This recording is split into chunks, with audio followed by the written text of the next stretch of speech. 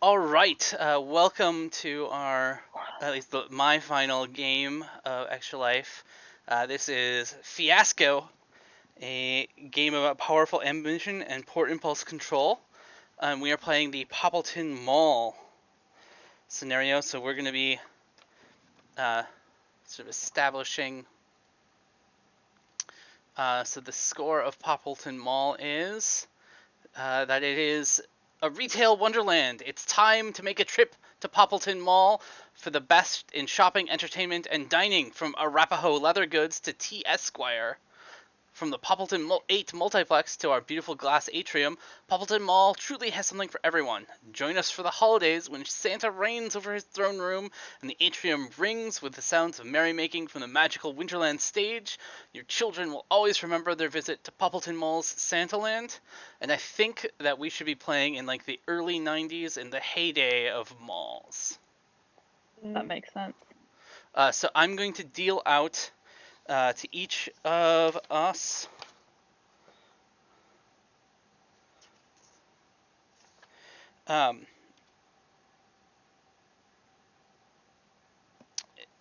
playset cards roughly equal out. How many are there? Why don't you tell me how many of these there are? 49. So we will each get 9. So we're each going to get 9 cards.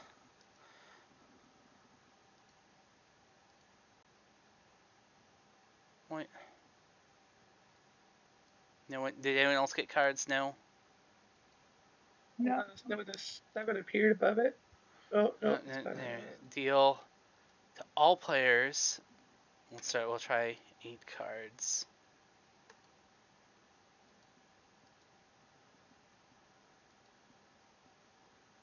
Why is it not recall? Recall all. Shuffle. Shuffle the deck. Deal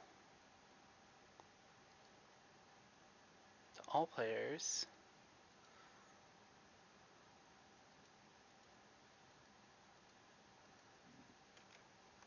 Eight cards should be.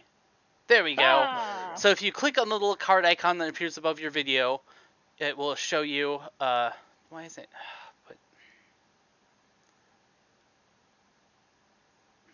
I might need to move Cassie and I briefly. Yes, because you can't see it, can you? Nope. Alright, so Cassie and I are going to be moved briefly. I'm going to toss some text to remind us that that's where Cassie and I are going to go.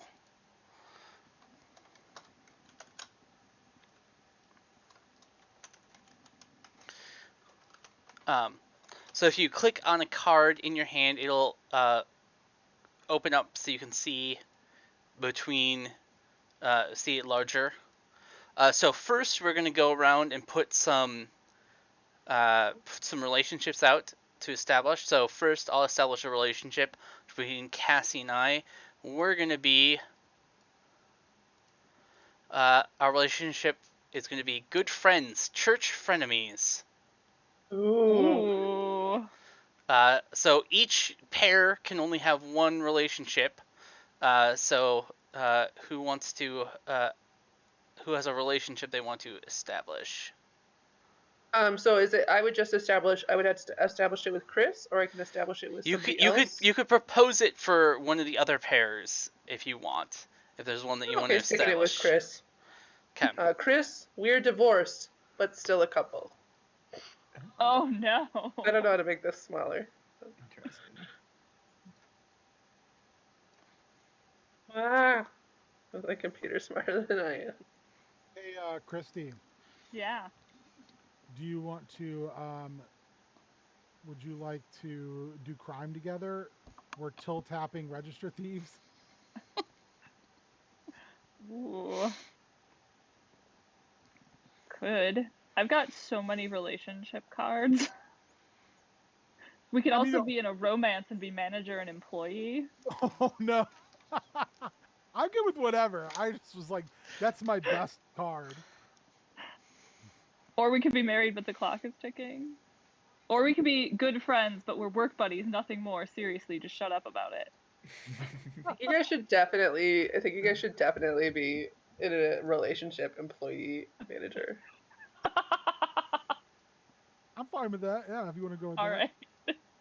Hey, Zach, do you want to be stealing from the till with me? Sure. All right, let's rob this. How many blind. So relationships does each person have?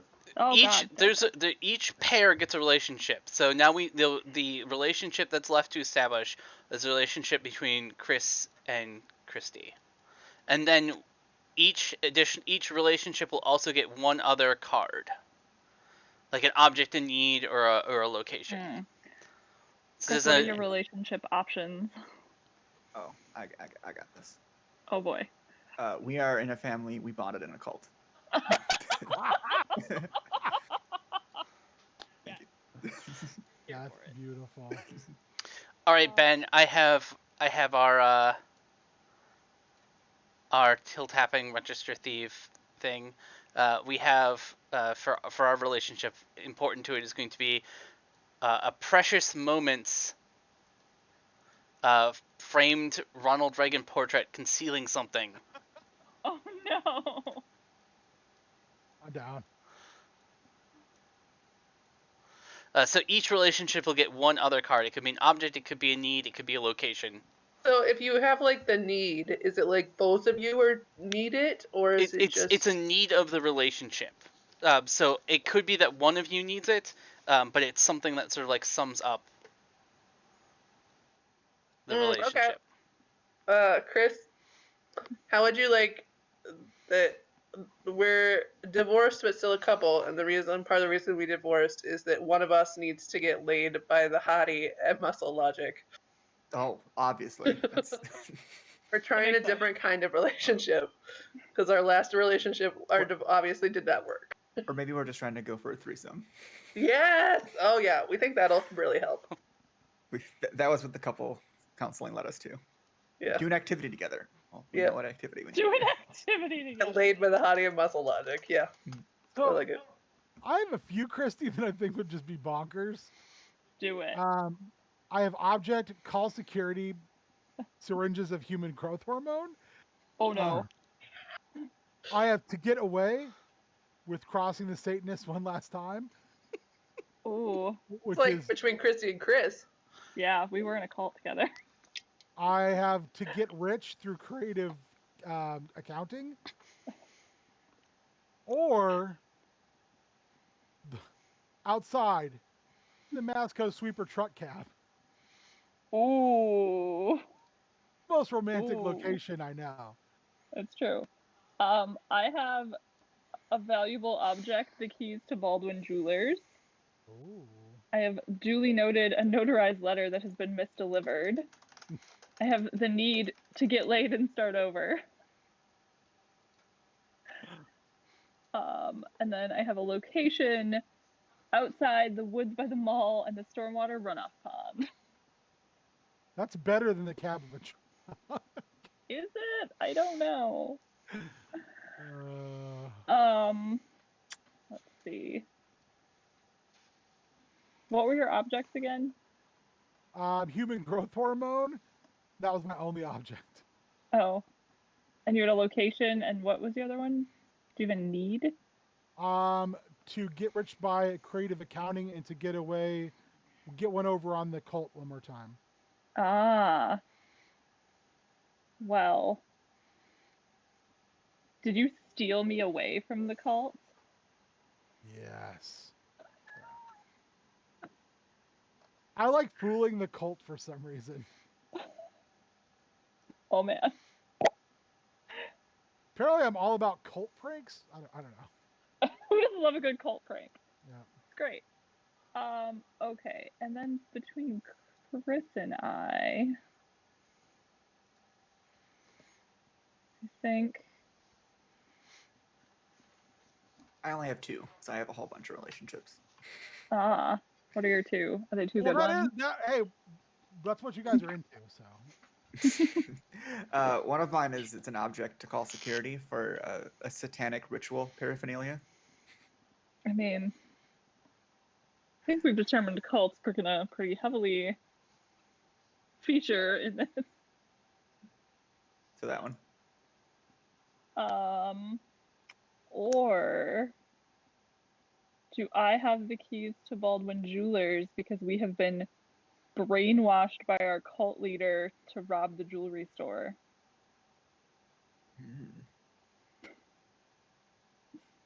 Or a letter that was meant for Or- someone else in the cult, but you have it. Oh no.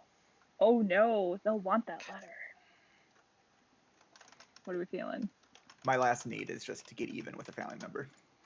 Oh no! Are you mad because I betrayed the cult? And I ran away with my Not boss? to do so much more. I thought you were the to, boss. I thought that was the kinda crappy thank everybody for cart that. pusher.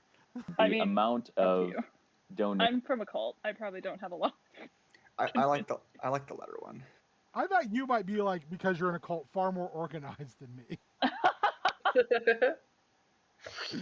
She's definitely going to drink a lot more of the corporate Kool-Aid. She's already been indoctrinated once. How hard would it be to indoctrinate her into the corporate Kool-Aid? All right, so we're going with the object as a duly notarized letter misdelivered. Yeah. All right, Cassie, what do we have for our relationship? I can't see my things anymore. Oh, sorry. I'll drop you down here. Annoying that you can't see that. So we're looking at needs and objects, right? So I have a damp... needs, objects, locations. Okay, well, duly noted, I have a damp stack of ancient receipts. An employees-only trash compactor room for location. The Weston T. Esquire kids. I feel like we might be there for church friends, you know. A need to get even with our old school high school rival, and to get off unloading it over your crew. I'm good. I'll work with any of those, or if someone else has something that they really want to throw for our church frenemies. I'm thinking that we're both members of the New Lighthouse Bible Fellowship, the sort of church that meets in an elementary school when it's not in use on a Sunday. I thought you were going to say they weren't a fellowship; they were a federation. No, the New Lighthouse Bible Fellowship. I was like, oh, this is serious church. Yeah. I don't know. I think we should go with West End T. Esquire kids. Are you guys sure that you don't want to get laid and get over it? Do we both work at the kids store in addition to being church frenemies? Oh yeah, it's like your nice little second Yeah. Like one of us got the other one a job there. Because we're church friends. Okay. So everyone should go and in roll 20 in the settings, change your display name to the name that you're going to use. I'm going to be Deacon Richard Timothy Son. Richard Timothy Son. I brainstormed what I thought was a pretty culty name, which is Abraham Paganstein. So now, Christy, are you also a Paganstein? Is that like the cult name that you took as when you became a cult family? Yeah. I wish it would stop mosing over that. But fortunately, I will. How can I open this up to? How do you change your name again? So there is like a little bar with 3 tabs. I may have just made myself disappear. And then you go to the sprocket, the My Settings, and then at the very top there's a their display name. My display name, okay. I don't know what I did. Well, I see you still as Pamsy Morris. Oh, okay. I only see my name. At the bottom of that section, if you click reconnect, it'll probably reconnect your video so that you can see it too. Well, I tried to add it in there and it's not showing up.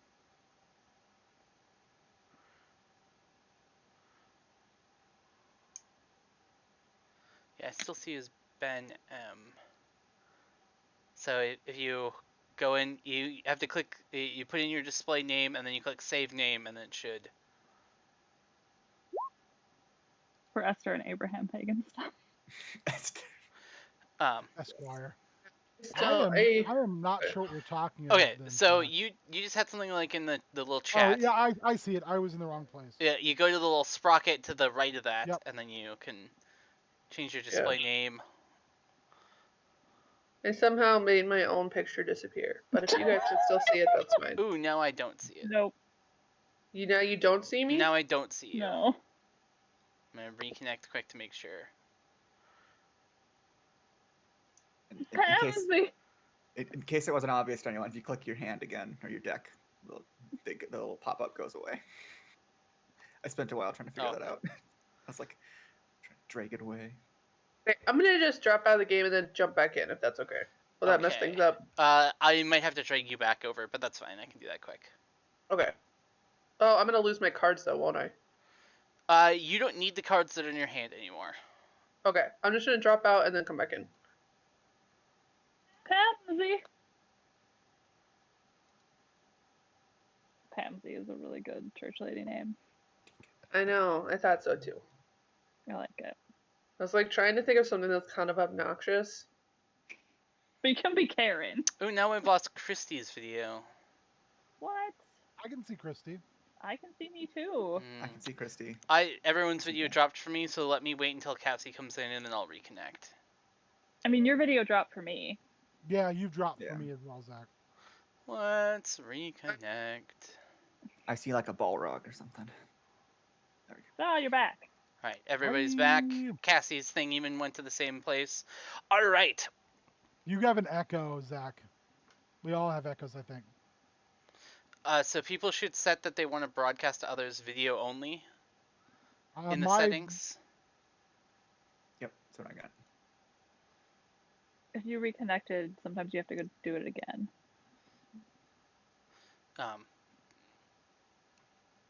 Or you can mute your Roll20 audio. Alright, so we're going to go around and do quick introductions of our characters before we start doing scenes. So I'm playing Deacon Richard Timothyson, Deacon of the New Lighthouse Bible Fellowship. Work 2 jobs, one at the Lifeway Christian Bookstore and one at West End Esquire, the West End of the mall at Esquire Kids, with Pamsy Morris, my church frenemy, who doesn't know that I've fallen away from the faith after being kept as a deacon and passed over as the new pastor. The politics. So much. So we're church frenemies, though I don't know. Pamsy, you can decide if you think that you're frenemies quite as much, but I'm falling into a life of crime, stealing from the collection plate, and plotting crimes. Brought low by Brett Finkelstein, who has encouraged me to become a till-tapping register thief. Wow. And I think Ben threw you under the bus. I think Ben will figure out a good way for a good thing that our framed Reagan portrait that conceals something what it conceals. So that's Deacon Richard Timothyson. Pamsy. Yeah, I can go next. Brett. Brett is on his second year as a senior in high school. Brett came back because he thought he could get an extra season of baseball in. He didn't realize that you don't get extra eligibility. He was real bummed about it. Aww.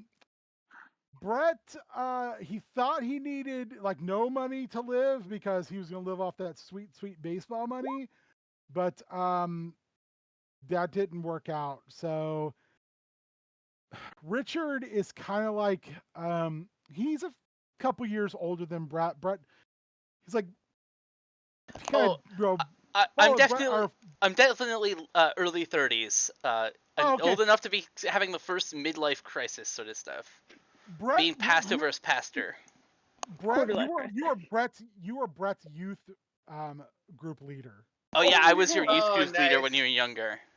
But Brett also knew you were into some weird stuff. And Brett was down.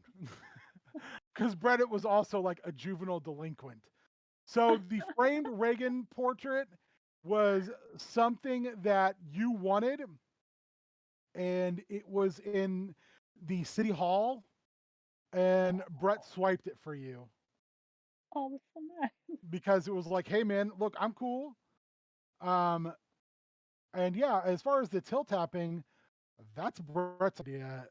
Because Brett's like, I gotta have an accomplice like on every show I watch on A&E about crime. And who's the best guy I know? It's Rick. Also, as far as, do we do both of them or just do one? Yeah, you can set some of the details for the Esther Pagenstein thing, and Christy can chime in if she wants to sway things one way or another. So when it comes to Esther Pagenstein, she's like my boss, but you know, she's a cool boss. Like we do cool stuff together. Winky. I like face. that I'm a cougar for some reason. Yeah. Winky face. What store do the two of you work at in the mall? Oh. Hubbles and More. What is it called? Hubbles and More. Hubbles and More? Those little figurines that old people love. Oh yeah. Sometimes we even sell commemorative plates. Oh man. When the demand is high. So as far as getting away with it over on the Satanists, like Esther was kind of like down with some weird people that would like have their church stuff, but they'd wear like masks. And Brett thought that was really odd. So he was like, "Oh, girl, why don't you come with Brett? And like, I'm gonna be a Major League Baseball player. I'm Brett Finkelstein, girl." And she was like, "I guess so." So he's like convinced we're gonna get married. I also feel like maybe this is Esther's way to escape the cult, is to use Brett as reasoning and blockade because he's not very smart. That's true. That seems reasonable. But he thinks he's smart. Because he watched all of Breaking Bad. I was thinking we were back in the 90s in the heyday of in the 90s? Soprano? Like the early 90s when like the Mall of America was new and shiny and malls were like a big thing that people still had what was dreams for. He watched all of Homicide: Life on the Street. If that is the entire basis of your worldview, this is going to go very poorly very quickly. It's like I'm not gonna be a Detective Munch out here. I got big plans.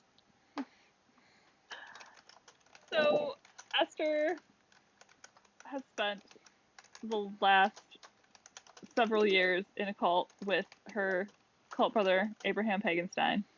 Were you biological brother and sister, or were you made siblings in the cult? That's a good fraternal question. twins. Oh, we're fraternal twins. Okay.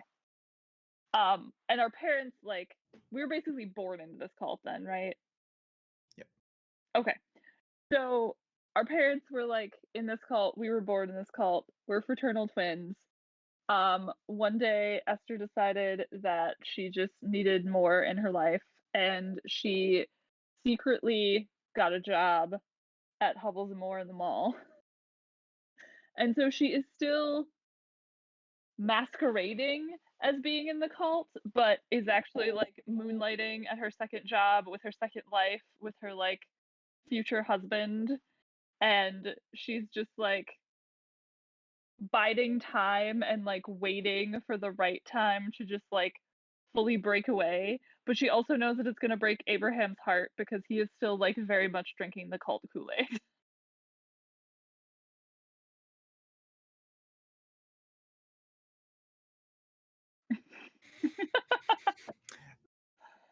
Abraham, go next. Yeah. Do we have to talk about our thing too, or just our relationship? You can decide what that object is later. It's just gonna have to work in at some. Gotcha. That's fine. In some I just way. wanted to make sure we weren't trying to go through all of that. So, as previously mentioned, Esther and I are fraternal twins. We call home the Church of the Latter-day Taints. It is Oh no. very welcoming. We bonded greatly. I met Pansy Morris, my divorced yet beloved wife, in my early 20s, and we fell madly in prescripted love. However, we fell on hard times, and we now believe the solution lies only within a gender non-conforming person known as muscle logic. So was Pansy part of the cult? Like I No, can't see, that's imagine that part of you would the have. that's part of the reason we ran on hard times. I'd like to say that like when Oh. Abraham and I had met, he was kind of a little estranged from the cult. Like it was kind of like Okay. that time, like when Mormons or Amish, like they're like on their like they get to go like It was out his into the root real world. bringer. Yeah, the Roosbringer. And so it was like a Roosbringer. similar thing, and that's when we met and like fell in love and got married, and then he got kind of pulled back into the cult life. And like Oh, I am no. obviously a very good member of the church at New Lighthouse whatever Bible Fellowship. at the Bible Fellowship.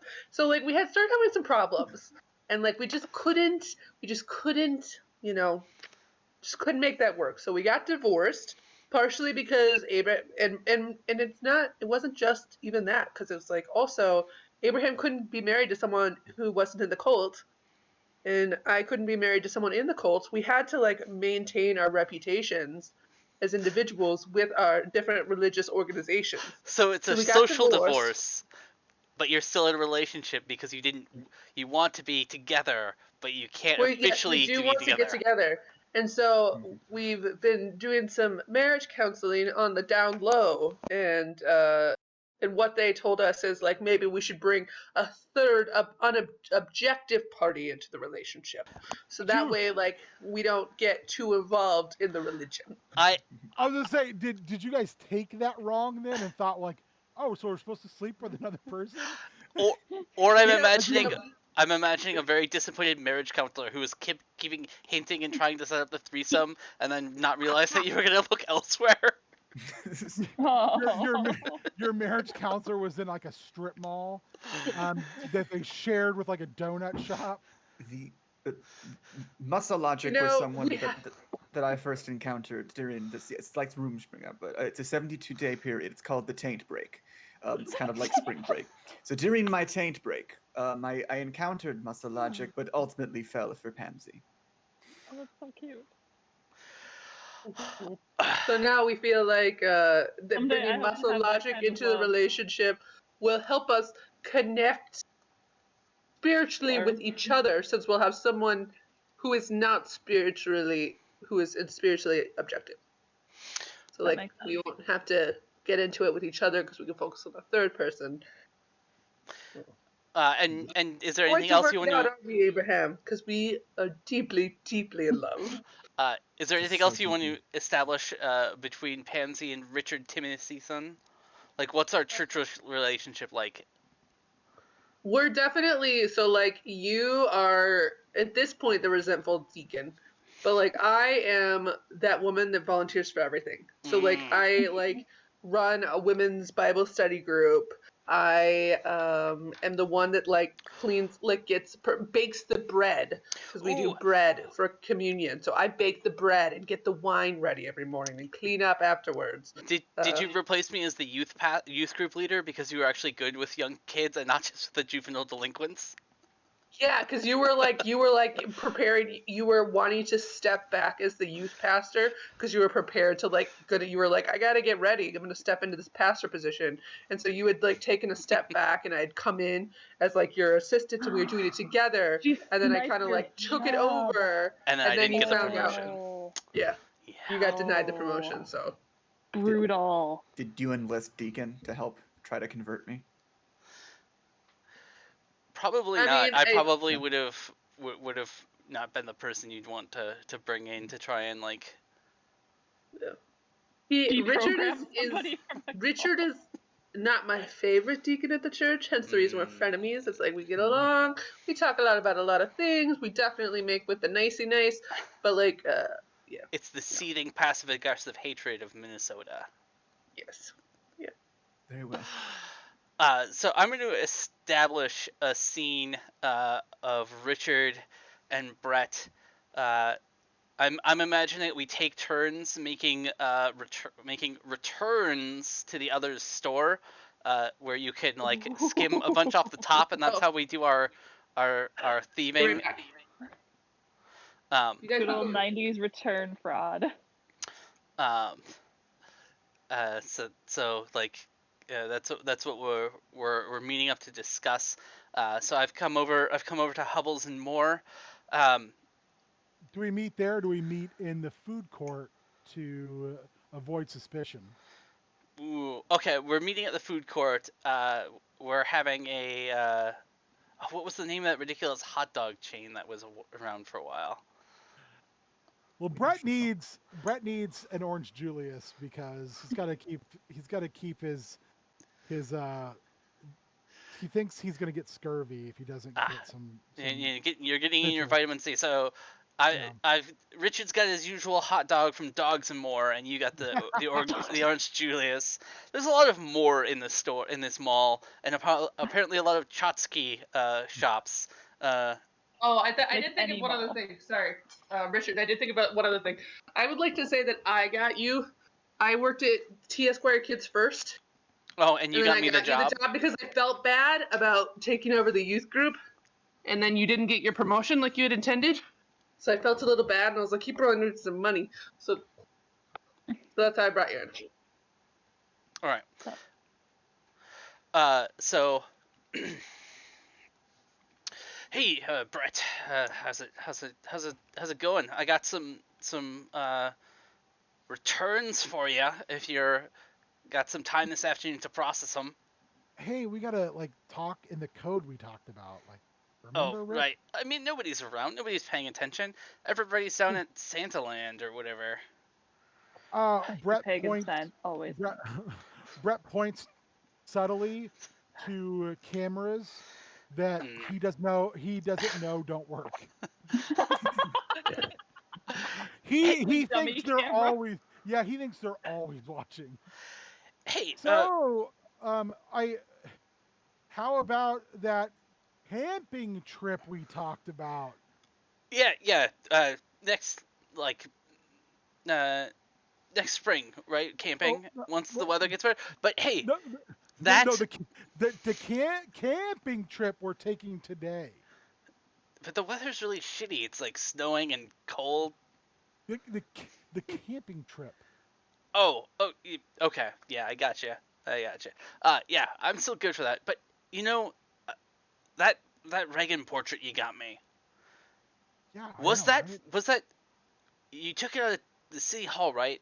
Was that the old deputy mayor, Squange?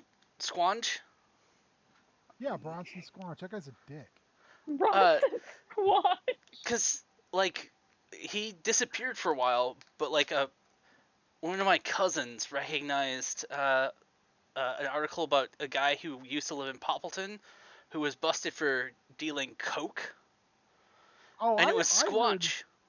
I heard he ran off with Meredith Stevens and like broke up their marriage, and like they even stole the dog when they left.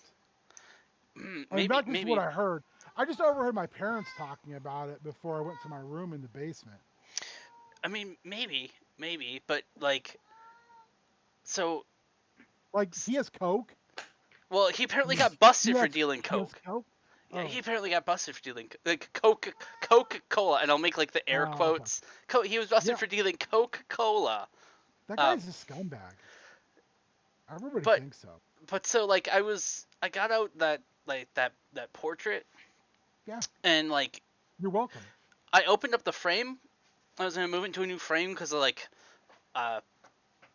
you know, I was drunk one night and kind of bumped into the wall and it fell off. So the frame cracked, and you know there was like like a Polaroid behind it that showed what was her name? Well, she was topless, but she was also standing in front of like a big pile of cash somewhere out in the woods, and there was like a hole they had dug. So I don't know if they like had a bunch of coke money and buried it in the woods. Are you talking about Cheryl Crisco? Yeah. Like, I mean, there was always rumors that she was into shady stuff, but like, her and Bronson. I mean, but she's the only person I know who like hung around. I know she did like some secretarial work for him, but I mean, she's like, I don't know, she's like a bicycle, neighborhood bicycle where everybody got a turn. That's just what I heard. I mean, my parents, they talk about this stuff all the time. So you wouldn't believe what the things that they say. But you took that portrait from Squanch's office, right? Yeah. So, but I didn't know there was anything in it. Like, right. But what I'm saying is, if we play our cards right and we find this place in the woods where this picture was taken, maybe the money is still there. That is some master criminal shit you're talking about. Because like, Crisco lady left like within like a year of when after you took that portrait. So like, she's vamoosed. Bronson Squanch is out of the picture. Maybe nobody came back for that money. Yeah. Maybe it's like full of bags of coke, and then we could just take our little till operation to the next level because Rick. But if there's money, I need to buy a ring. Yeah, but what if it's cocaine? We can get way more money. Oh, I suppose that's true. Wait, I heard drug dealing is not hard. But do you know anybody who does coke? Because I don't. Life on the streets to stop me. No, no, but I heard like, you know, people your age are like super into it. I mean, like, I was back when it was popular. I was big in the church. I was a youth pastor. Yeah, I know. Like that's. I suppose you were in my youth group. Yeah. That's what we got here. Well, maybe I'll think about it. You know what I've heard? I've heard that crack cocaine is where the money is. We'll just take all those bags of hypothetical cocaine and make crack. I'm sure we can figure something out. But I just wanted to make sure that, yes, that was the office you took that portrait from. Because then, like, the dots connect, man. The dots connect, and we can make a bunch of money. So you gotta not tell anyone, because I'm trusting you to be my partner in this. Oh, yeah, for real. Like we're 50-50. We're like Butch and that other dude. Just riding and dying. The Sunset Kid. We're Butch and the Sunset Kid. Yeah. You know those two criminals that were like totally down with each other and then they got shot up in a car? Oh, but that's not going to happen to us. We're not going to get shot up. No. But Rick, like, I need money because I need to buy a ring. You need to buy a ring? Yeah, like, Wait, I thought you played baseball, not like, you're not buying like a hockey rink, right? No, a ring, like you put on your finger and stuff. Why do you want a ring? Are you gonna like get a pinky ring to look like a gangster in the mafia movies? No, I'm more into these, and he pulls them out of his shirt, and he's just got like 5 starter chains, like a Mr. T starter set, you know, with like fake gold encrusted like baseballs and zirconium diamonds and stuff. He's like, you know me, Rick. I'm a straight baller. I mean, you play that NBA game on the Super Nintendo a lot, and you're pretty good at it. Lakers Celtics, I am the man. So I could trust you, right? Like, we're in business together, right? Right. So like, even if you got pinched, you wouldn't like turn over on me, right? No, never. So you know that foxy lady Esther Pagenstein over at the Hubble store? Your manager? Yeah. She's like, isn't she older than me? I'm not older than you. She's fine like a aged wine. I've never drank wine, but that's just something my dad said one time. It sounded slick. So, like, don't tell anybody, but, you know, I think it's serious. So. Wait, isn't she in that weird cult? Well, how do you think Talk about a ladies' cult. how do you think she's getting out that cult? Come on, man. Well, You know me. You know I can do all the shady business, and a cult, they're just like local police without guns, but maybe knives. I don't know. Well- I mean, cults are not like, I don't know all that much about cults, but I know I'm helping Esther get out that cult. Well, I'll tell you what. You get Aw. that. We get that money. You get that ring. I sent away, and I got in the mail. I got a certificate making me a minister, even though those assholes at the New Lighthouse Bible Fellowship wouldn't make me pastor. So I can be the officiant. Yeah. Dang, man. And then I don't have to pay anybody. But first, we're gonna have to figure out when we're going to the woods and we're finding that money. Dude, we can go today. So I'm gonna call the scene there. So now the rest of the group gets to decide whether that is a positive outcome for Richard thinking he's got a bunch of money and coke that he can find in the woods, or a negative outcome. Do we get to decide why? You can make cases for why. Okay, I'm gonna say I think it's a negative outcome.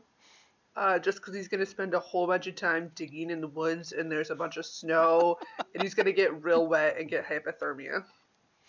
Oh no. Is anyone making a case for why it would be a positive outcome for Richard and his criminal scheming? Do I get to say anything on this? You can say, because you didn't. You Okay. weren't the one who established it. Is there a path where you find the money and then the outcome is you don't share it with Brett Finkelstein? Potentially. That's what I was exactly what I was going to say. He's like, gets that money. He's like, you know what? I should hold on to this, Brett. You know what? And You know Brett's what, like, Brett? yeah, that's a good idea. Yeah, like, oh yeah, my mom and dad might find it. I don't need that kind of heat. Good plan, Rick. So what are people saying? Should I take a positive outcome card or a negative outcome card?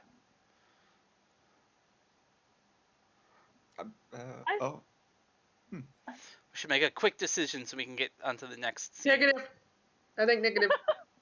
The others can decide. I think Harsh Candy. positive for Rick. Okay, so it sounds like positives win it. Yep, positive. All right, who wants to establish a scene? If it's a scene without me, that would be great. I'm gonna try and feed a cat. I can do it then. 'Cause I don't have any points to you. Connections. That's true. All right, who you can say? Who do you want to establish a scene between, and what's the thrust of the scene you want to establish? I am going to set the scene with Pamsy Oh on man. our plan to get laid by the hottie at Muscle Logic. So Pamsy,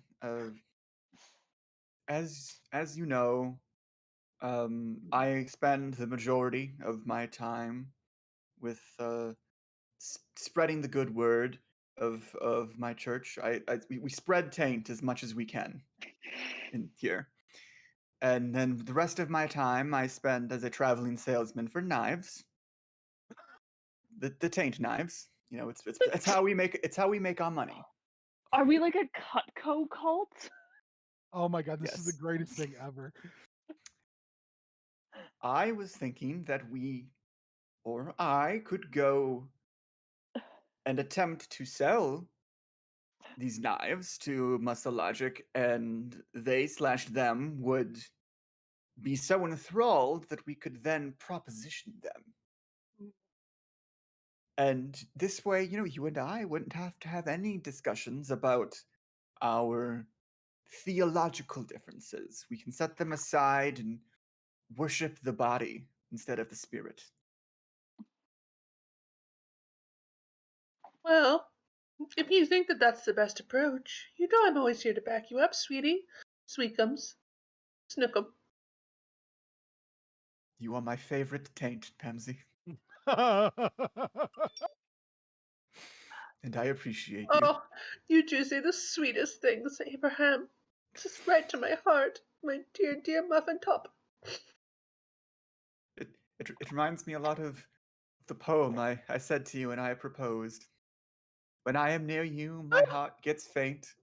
For you, my dear pansy, are my favorite taint. God, you're gonna make me cry. The only really thing that will set me free is if you say yes. Will you marry me? What a good poem.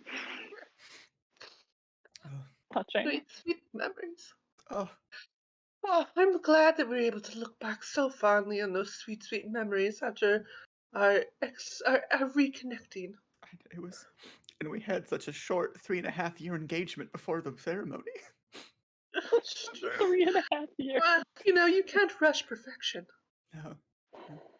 And what we had, and what we still have, is perfection, despite all of its flaws.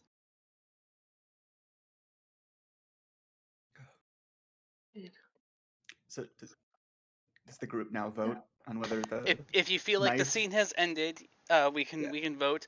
I think that the muscle logic hottie is going to be a complication too far. Like I don't think that Pansy and Abraham have thought this through. I think it's going to somehow turn out to end poorly. One of them is going to be going to get their heart broken in this muscle logic. I believe I in can- a thing called muscle logic. Thumbs up for me. Chrissy, you're going to break this tie. I'm gonna say that I also am going to go negative because as Abraham's sister, I have watched this on again, off again relationship in all of its tumultuous roller coastery twists and turns. And I feel like they're just trying to hold on to a relationship that isn't sound, which I'm saying as somebody who is like cougar get out of a cult green card marrying somebody, but voting negative.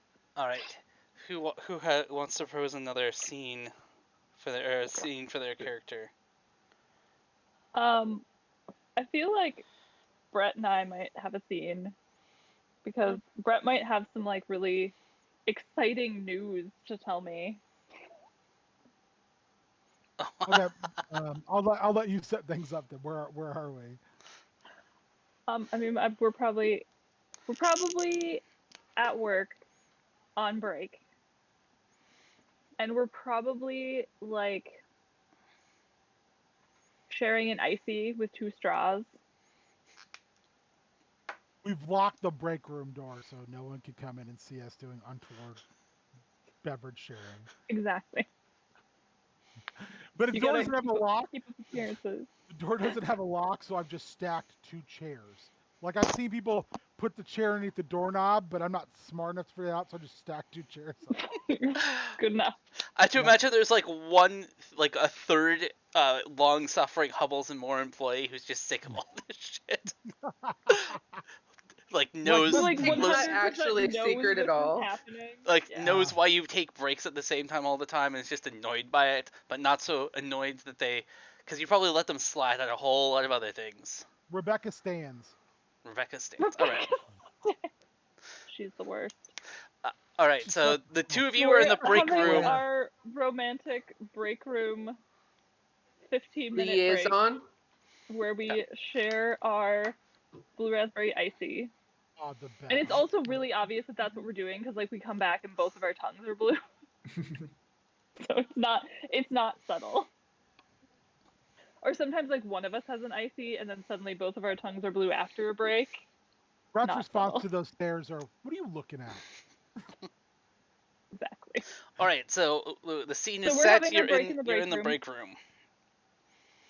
And I'll turn to Brett and I'll say, I'm so glad we just get to sneak away for these moments together. I can't wait till we can be together all the time, Brett. I know. I mean, like, if I graduate high school this year, we can move anywhere because, like, I heard minor league baseball pays so much money. Like, we can even get, like, I don't know, like an apartment. Whoa. I know. No more sneaking you in to the basement when my mom and dad are drunk. Sounds like a fairy tale, Brett. So, so It is excited. so like so like Brett like looks around, he like goes, so I have a question to ask you, because I just want to make sure. It's kind of a big deal. Oh, okay. If you're gonna ask me if you can have Wednesday off again, I told you you can't. No, I'll just He has to take I've her kids to the orthodontist. I'll just like I'll I get it. I mean, I'll just like I'll skip, you know, traveling team practice. I already told coach that kind of feeling under the weather. So Brett gets out of his chair and he gets on one knee and he says, so like if I asked you like a question, you like I think you might even know the question. Um would you say yes? Because I don't want to spend a bunch of money on a ring if I don't have to. Um but like I do want to give you a ring and I got like a plastic ring, be like to show like I don't know what's it called, affection token. Um but like Is it a like a gumball machine yeah, ring it with like is, the yeah. little like plastic pop up container? He's like, but like a real ring, like a money ring, I, like a $50,000 ring, like something like that. $50,000 ring, Brett. Yeah, like what if I could do that? Like, what would you? And I get back up very nervously. Go, would you? Would you be my pinch hitter in my dugout? Brett, of course I will. You don't need to get me a fancy ring. We're in love. I'm like, look, and then Brett pulls his chains out and goes, if I'm gonna have this type of bling around, I need my girl to have so much shiny bling that when you walk around, you don't just blind me, you blind everybody. And Brett's Brett. secretly just going, yes, best line ever. Oh, Brett. You've made me so happy.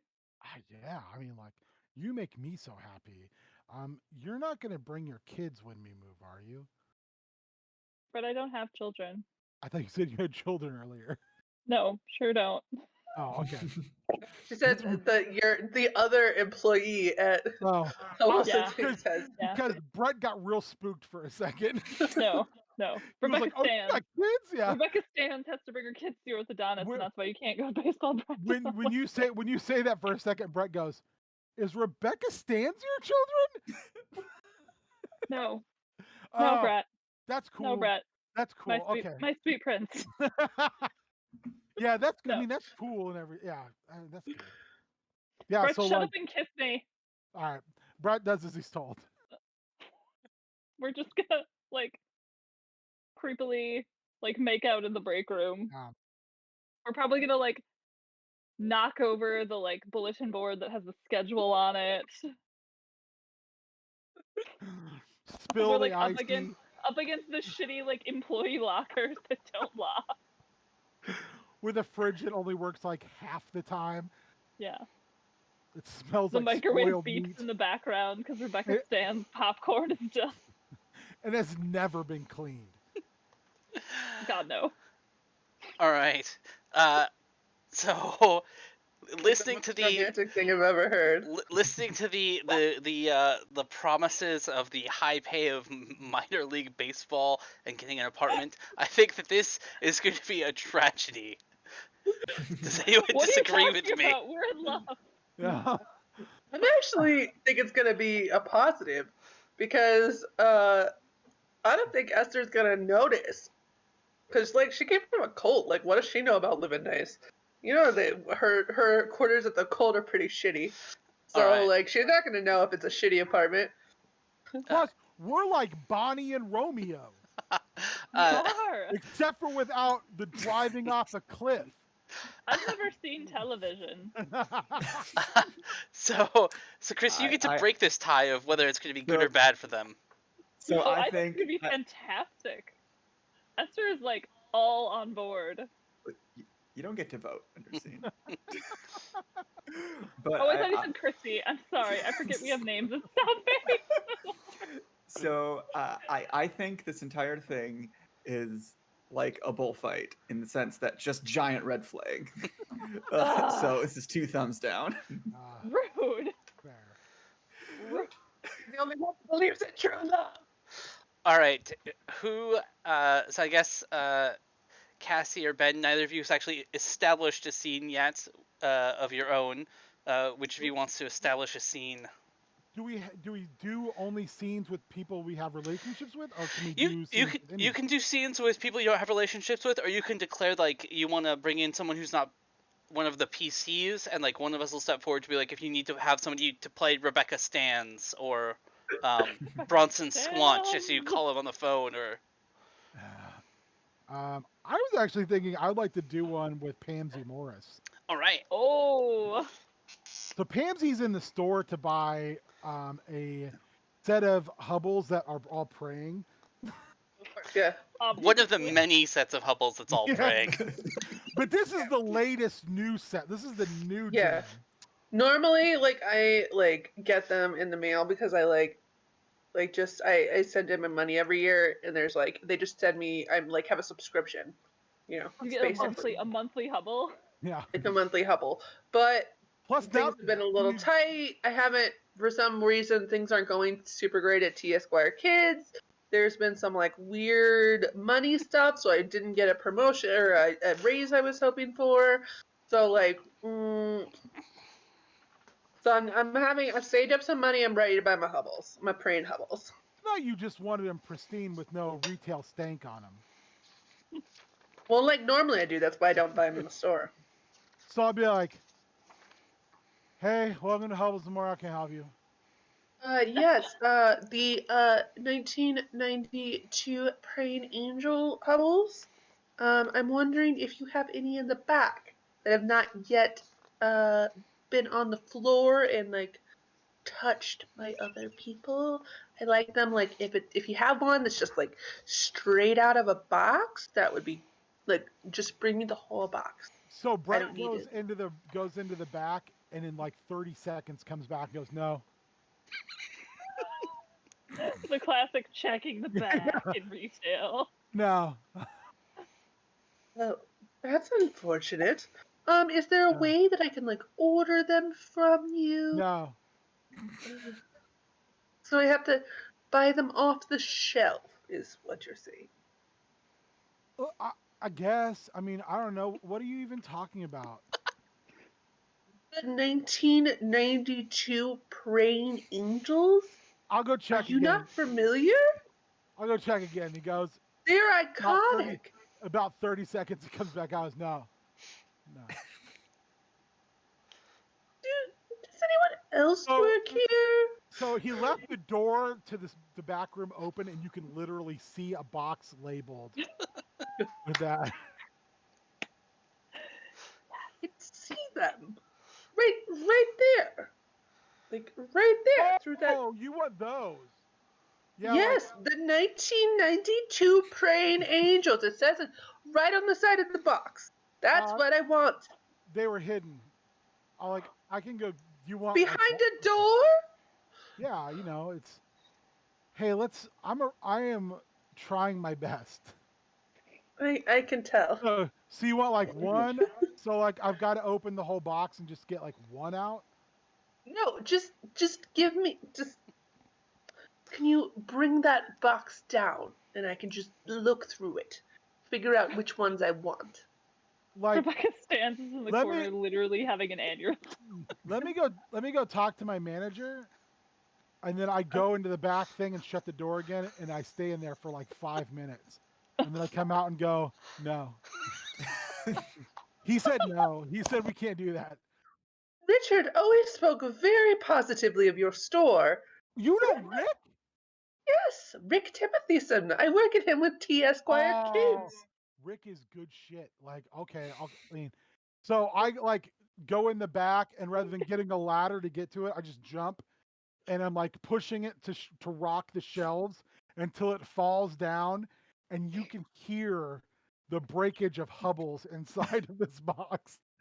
And I bring it out and I'm like, look around and I'm holding it away from where I think the cameras are. And I cut it open and I'm like, all right, yeah, if you're cool with Rick, I mean, like, I'm down. What does that mean? You're lucky you're my fiance. Yeah, I'm down, you know. Rick's down, I'm down. I don't understand. Rick sent you, right? Rick sent you? Yes. So, like, you're Rick's mule then. Like, I just learned that word the other day. Like, His mule? No, these are for me. yeah, I know they're for you. So, like, you know, help yourself. Like, just Okay.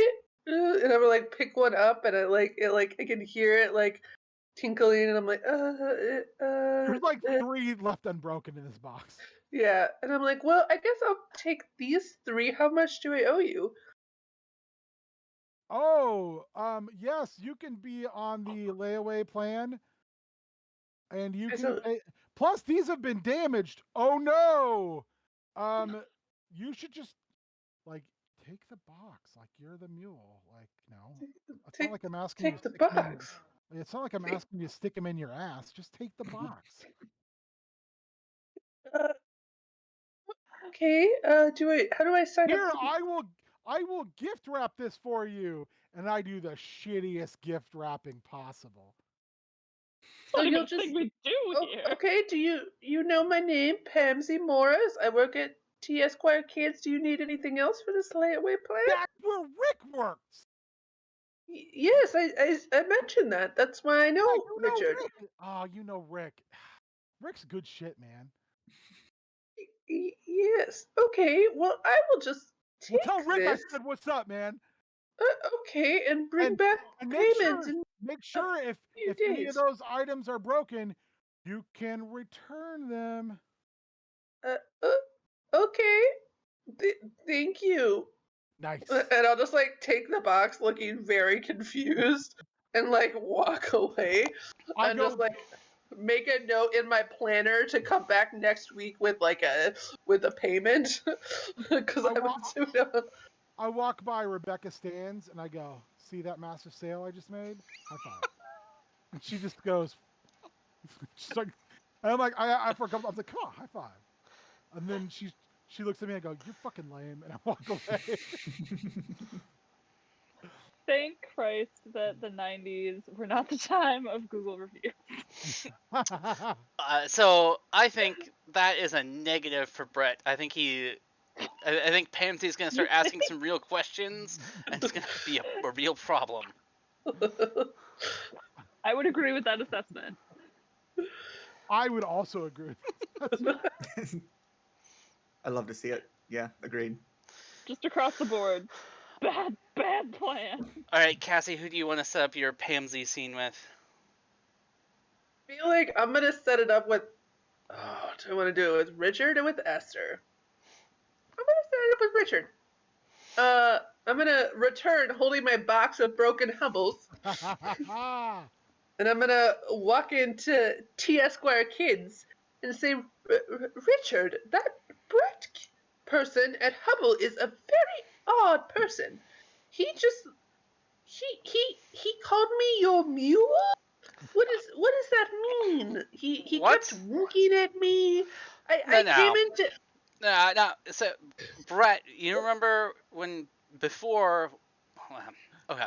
So, like when Brett was in middle school, he was in my youth group when I was the youth pastor, and he thought like he looked up to me a bunch, and he thought like I was this really cool guy, and he never really let that go. But like he's just like a high school student. I think he's repeating his senior year. Like he's not that bright. Like I'm nice to him, but like if he said something to you, you can just ignore it. He's kind of like he plays football, and I think he gets knocked around a bunch. It's football or basketball, some sport. But yeah, don't worry about Brett. He tries to be nice. He tries to be a good kid. But like. Well, he also said something about a return plan. About how I could use your return plan if any of them were broken, but I didn't actually pay for it. What does that mean? I have no idea. You know, that Hubbles and Moore store, like, I don't know how they stay in business. Like, the woman who manages it, like, she doesn't seem to know what she's doing. Like, every now and then I see Rebecca. She was, like, in my graduating class, Rebecca Stans, and, like, I always tried to get her to join the church and come to the fellowship with us, but she never was quite interested. I think she's a Lutheran.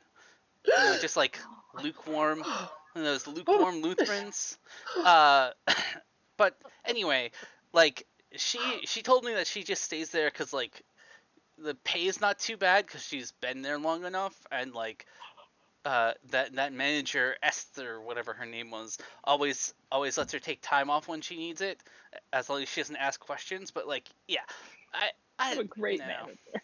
just don't worry about it. Don't think too much about it. Like, So like, you yeah. weren't expecting something from him? He kept asking me if I was going to deliver it to you. Why would I be expecting Hubbles? Like, I don't know. That's why I was asked. That's why I'm asking. I was just confused. He was like, "Oh, this is for Richard, right?" And I was like, "Why would Richard need Hubbles?" Hence my confusion. I don't understand. I don't know what to tell you. Do you secretly collect Hubbles and you weren't telling me? No, like, I've gone in there like once or twice. Like, I think I got one for my mother on Mother's Day. One of the, I mean, they're like the little praying angel tchotchkes, and, like, that's not my jam. Like, Tchotchkes? They are collectibles, sir. Oh, I apologize. It's just not my taste, you know. Like, I have the real, like, minimalism thing going. A couple of crucifixes to remind me of the suffering of our Savior, and not a lot of, like, other decorations in my apartment. Oh my gosh. And a velvet blacklight poster. But yeah, don't worry about it. I think he's just confused. He's kind of socially awkward, you know what I mean? And he probably just, you know, remembers me fondly from when he was in youth group. Maybe I'll go over there and speak with him, and I'll see if I can get him to come back to church and do one of the adult Bible studies. Oh, that. I'm trying to start a men's group on Thursday nights. I have to talk Pastor Dave into it, and, well, Great he idea, hasn't because agreed the yet. ladies' Bible study is on Thursday nights. So while the ladies are at Bible study, their husbands, who knows what they're doing? Starting a men's Bible study would be a great idea at the same time. The ladies' Bible study is Thursday. Well, okay, maybe I'll have to have it be Wednesday, because I know, like, they haven't invited me, but, like, I know they do bowling league that night. Well, the ladies are at Bible study, but anyway, you don't need to worry about that. Just put it all out of your mind. If it really makes you feel bad, I'll go over and make sure that I pay Brett whatever you might have owed. But, like, it sounds like he maybe just, like, gave you a bunch of the broken ones, and maybe that's why you didn't have to pay. Like, I could hear it tinkling when you came in the store. They were definitely broken. I don't know. Maybe I'll talk to his manager or something later. No, don't get the poor boy in trouble. He's just a confused young man. Okay. Well, I'll talk to you later, Richard. Thank you for the clarification, I suppose. Yeah, have a great shift. Because I'm imagining my shift is ending and your shift is just about to start. Yeah. Oh my gosh. All right. Blessed day, Richard. Yeah, a blessed day to you too, Pansy. So the other three of you, do you think that's a positive scene or a negative scene for Pansy? Positive. For Pansy? 2 thumbs up. Just, yeah.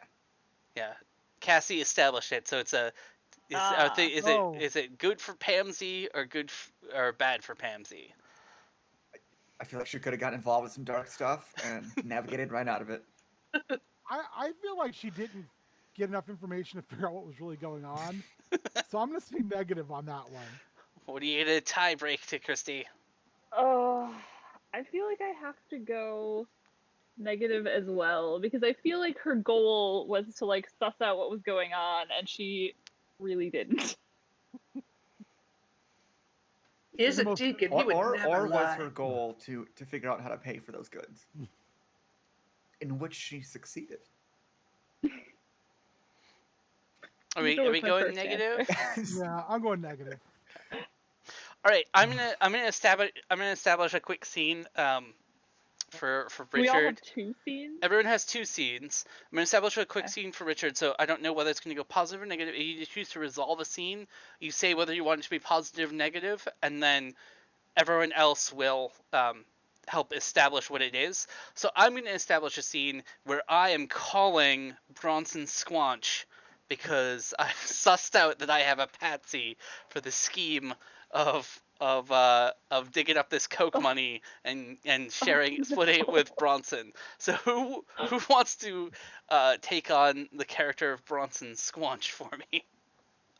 I don't feel like I have a mustache to do it justice. I'm fine being Bronson Okay. Squad. Do it. So I get off my shift and I go to the payphone out in the mall parking lot and put in the money and call Bronson. Hey Bronson. Who is this? It's Richard. You know, we talked the other day. The Bible beater? Yeah, I mean that's not all I am. I don't know, man. You seem like you just kind of pound that whole Jesus thing. Yeah, well, I'm looking to leave that behind, and we had talked about how you might have had something that you lost in the woods. I mean, I may have offhandedly mentioned. I don't remember mentioning anything like that to you. No, we talked. You were drunk. You know, because things have been not going that great for you. But like I mentioned, can you be more specific? So you had a portrait in your office back when you were deputy mayor, and it went missing, and it had a special Polaroid in the frame, hidden behind the picture. Where are you right now? Where are you standing? Oh, I'm in Poppleton. Oh, I'll be there in like, I don't know, 5 to 10 minutes. Don't go anywhere. We can have this discussion in person. I don't like talking over the telephone. Okay. Well, I'm over at the.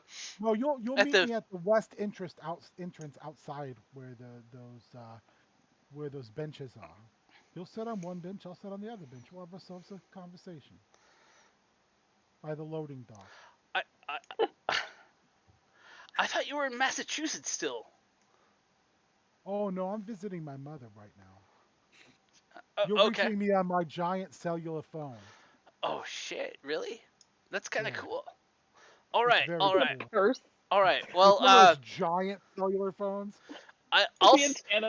I'll see you in like 5-10 minutes. I'll be right over there waiting. You'll see me. Yeah. You'll see me. Yeah. All right. So he pulls up in a. Well, no, I'm hanging up the phone and getting into my car and driving home, terrified. Bronson Squatchy goes and sits. He's driving his mother's station wagon to be sure that the cops aren't onto him. And he gets out and just sits and waits for you for an hour. All right. What do people think? Is that a positive outcome for Richard or a negative? I'm gonna go negative. Too. I think Bronson's probably gonna find you and kill you. Definitely not going to be your business partner. Tiebreaker not needed, but that was some Tony Soprano shit. I know. Tony Soprano shit. That's really I'm scared for you. Terrifying. All right. So everyone else gets one additional scene as well. You can either establish it, or you can say that you want to resolve something as positive or negative, and then we'll figure out a scene that I would would like resolve. to have a scene with Esther. Honestly, Zach, I was kind of surprised you didn't call him and say, "Oh, this is Brett." He's not quite that bright. Yeah. Remember that time I stole from you? I'd like to do it again. Yeah. I'd like to set up a scene with Esther. Yeah. All right. So you're gonna come try to speak to the I'm manager? so confused, and I'm a good Christian woman, so I should do the right Christian thing. Oh no. Now, are you doing this in the Hubble store? Well, yeah, I'm gonna wait until you I'm gonna come over on my break. I'm gonna check in to see that you're not there anymore. Assume you're off. Since you were there like in the morning before my shift, I figure you probably have similar shifts at the Hubble store that we do. So go in and see if I can talk to the manager. Okay.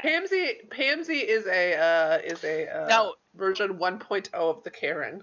but So but do Esther and Pansy know each other at all, or was the whole well, I am married to her brother. you were married to her brother when her brother was like less involved in like when you two were sort of like having I know issues her being together? because Okay. I also know that, like, I know about the tumultuous relationship that they've had. All right.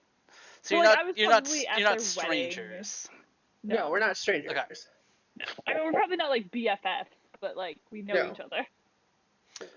You don't necessarily know that your brother and I are like trying to work on it. So there's like a little, you don't know that we're still together. It's like we got divorced for some legitimate reasons, but also for societal reasons. And so now it's Right. like a little awkward.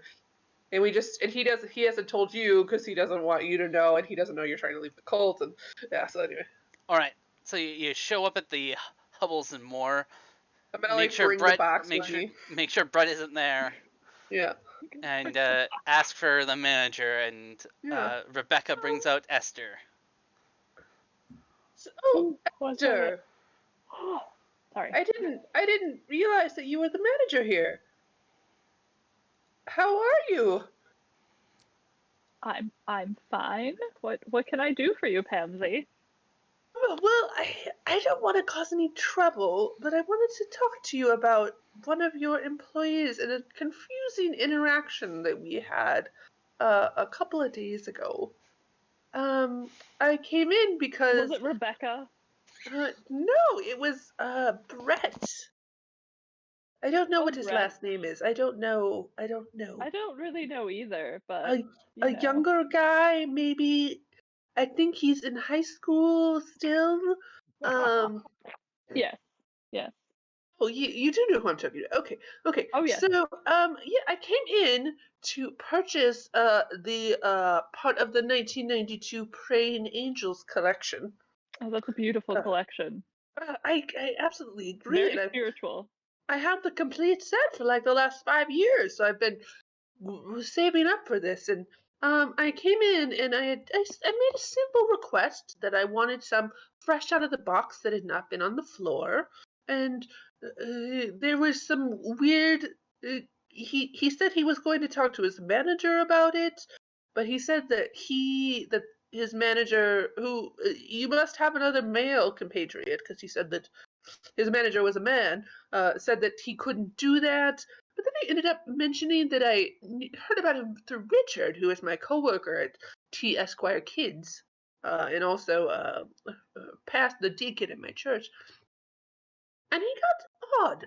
Like he got this box off the shelf and broke most of the figurines in it. Then gave it to me without payment, and then told me I could return any that were broken for cash. So I don't quite know. How do I pay for these? How? What am I? What? I don't understand. Oh, Brett. Do you have? He He's a said something sweet about a. boy. He's a sweet boy, but he's had many concussions. Oh, okay. That must have been why he didn't. He kept asking me if I was a mule for Richard. If I like, I don't even know mule? what that means. Yeah, like he asked if I was picking it up for Richard. I don't You're know picking what up a this box of Hubbles for Richard? Yes, I know. I was so confused, and when I talked to Richard about it, he was very squirrely. He did not seem to be interested in Hubbles, which I mean shocked me because they are so beautiful. They are He breathtaking. called them chicky. Tchotchkes. Tchotchkes. Yeah, tchotchkes. He called them, he was just, I was devastated. They're collectibles. They are Tchotchkes. fine collectible items. Mm. Your children will someday inherit those, and they will be so thrilled. It really will So be. thrilled. And at that point, too, because they're collectibles, they'll be worth so much money, too. Absolutely. Like, It's a thousands nice of gift dollars. for me to buy these for my family now for the future. It's an investment for the future. It absolutely is. It truly is. Well, I apologize for the confusion. I will speak to Brett and make sure that he is taking his headache medicine, and we will certainly not have such troubles in the future. Well, and And I here, do remember. Pansy, allow me to apologize for the Hubbles and More Corporation as a whole with these wonderful friends and family coupons that entitle you to my personal discount 10 times whenever you would like it. That's so kind of you. I wasn't sure. Did you want this box of broken Hubbles back? Well, did you get the Hubble that you were after? I did. They Well were. then, I can certainly take this and damage it out so our books balance appropriately. Thank you. Oh You've yes. saved me a lot of paperwork. Oh well, I'm glad I could do that because as someone who, for some reason, our store has issues with the books balancing. I can never figure out what is going on. But well, I hope you don't have that same problem. Do you use that new QuickBooks software? We do. Yes, we just implemented it. It is far It's too just newfangled. I do not understand it. it's and it's such a hassle. It's like every month we're missing. It keeps filing these false returns. They just appear out of nowhere. It's like here's 50 returns that happened, and now you're missing all of this money, but there's no stock to match it. It's just so frustrating. I think that you should write a strongly worded letter to Mr. William Gates and see if you can sort out what is happening here. Would you like to sign the letter? I would love to when you return with it. I absolutely will. Thank you, Esther. Thank you. This has been lovely. We should get a coffee sometime. Absolutely, we should. You know, since Abraham and I split, it's been hard, but it's nice to know that some of the connections have survived that break. Thank you, Esther. It's true. We will go to this newfangled Starbucks place. Mm-hmm. Hopefully they don't use QuickBooks, then we may never get our coffee. Oh no! Oh, We'll darling have to write Esther. them a letter as well as William Gates. They are in the same geographic area, so it will be easy. True. It's true. Okay, darling. Talk soon. Coffee soon. Indeed. We're gonna air kiss too. Oh Yeah, no. Yeah, we are. And then I'm just Now I turn feel around and we're like- both gonna just be like, what a bitch. As we walk away. Exactly. I feel like Esther has to go have a discussion with Mr. Brett about what the hell that was. But first we need to decide if that was Oh, positive for Pansy or not. I'm inclined to say it was. Agreed. Yeah. Agreed. I mean, Pamela got those coupons. Those are Yeah. like gold. I did. And yeah, I'm pretty stoked about it. And your personal discount, it's gonna save me so much money. I'm gonna be able to get 1992 Praying Angel with a teddy bear so much sooner than I thought I would. And you can pre-order the one that's coming out where the little boy has scun his knee, but then the sad-eyed puppy is sitting there too. It is beautiful. All right. So Esther's going to speak with Brett. Yes. Okay. So are you going to you're establishing the scene then because you want it to be I'm gonna Esther and establish Brett. the scene with Brett. Yes. Okay. Where are the two of So- you meeting? Oh, we're still at work. That's the only place we hang out. And I'm gonna come into the break room, and he gets all like, you into my room in the basement. okay, also there. I'm gonna like come into the break room, and he's gonna get all like hot and bothered because he thinks we're gonna like have our break room makeout sesh like we usually do. But I'm gonna go all like crossed arms, like, "Ooh, I'm mad about something," instead. All right. You can pick it up from there then. Brett, we need to have a discussion. I didn't do anything. I just, I just had a visit. It was from- Rebecca. I mean, it probably was. We know she's terrible, but I had a visit from Pamsy Morris, and she told me that you gave her an entire box of shattered figurines. Oh, they were for the church. What is the church doing with shattered figurines? I don't know. I'll go to church. That's a fair argument, I suppose. I've never seen television. I don't know how the world works. And that's why you're the girl for me.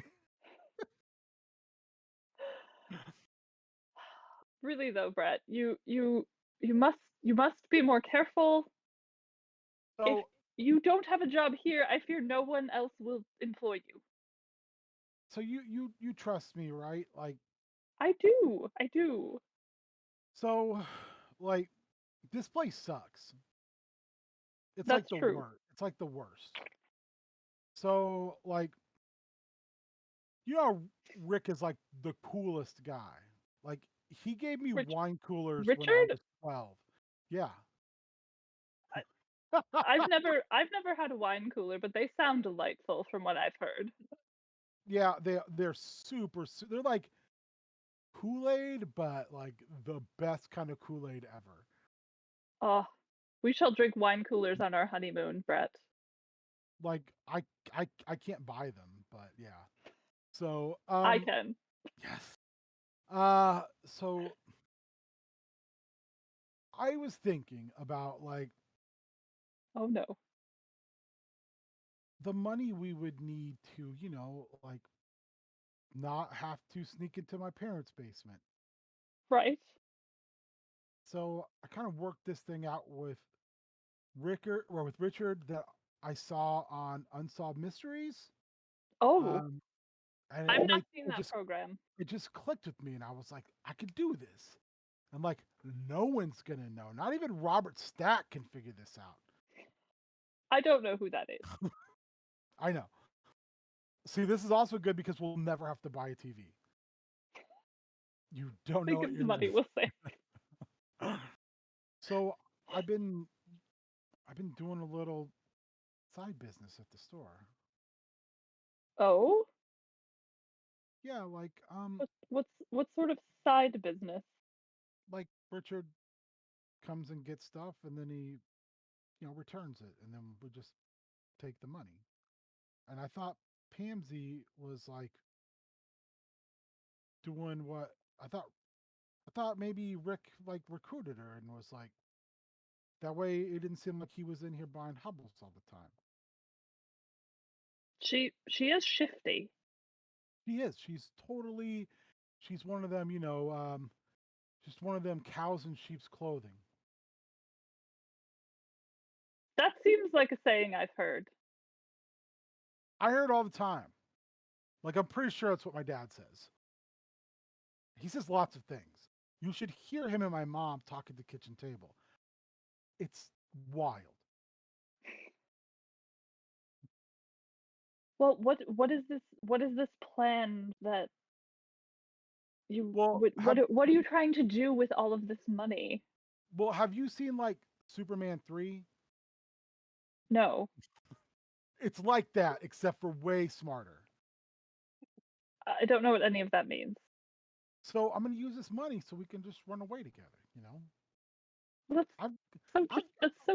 that's so sweet of you. Richard, but you really must be more careful. Okay. I mean, but my plan is for us to leave town soon. Like, I'm going to graduate in like, when is that? Like, I don't know, like February. And and odd this month year to graduate. in this year I'm for sure going to graduate. I'm positive. I believe in you. Yeah. We And got then, you like, that calculator, so I think you can pass math now. I pull out the calculator and I write boobs on it. I'm like, I know, right? It's the coolest. Thank you.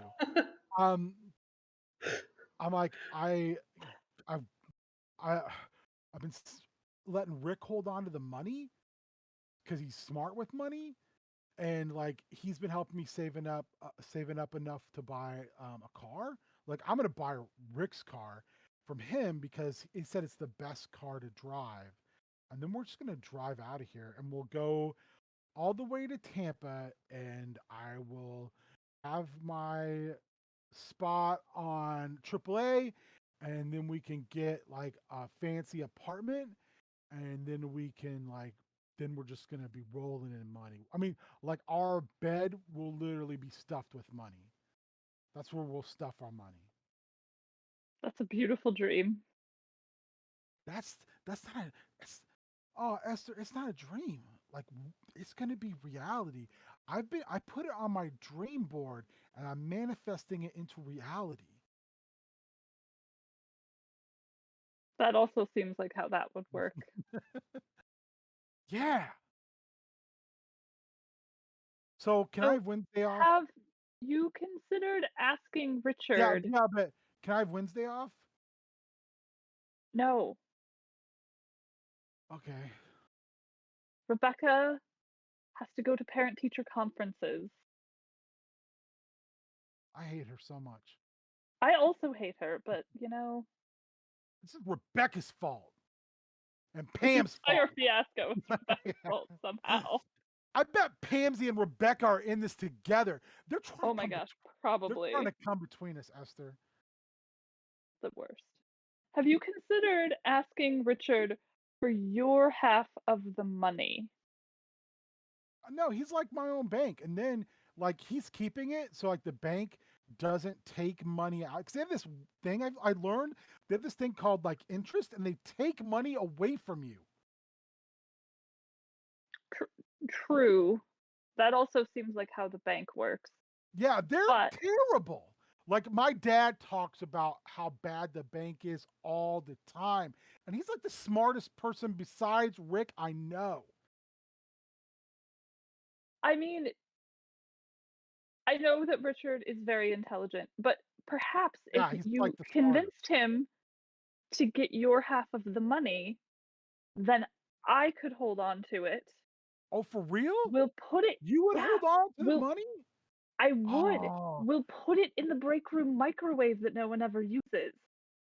you are the smart. You're smarter than Rick. Esther, you are the smartest. Like, I don't even know how I got so lucky. You're beautiful. You dress nice. You balance the schedule out. You, Try. yeah, you know everything. Like, all right, I will talk to Rick, and I will let him know that you're gonna help us, and that he should give you all of my part of the money so you can hold it for us. Absolutely. That is Awesome. absolutely the appropriate way to move forward.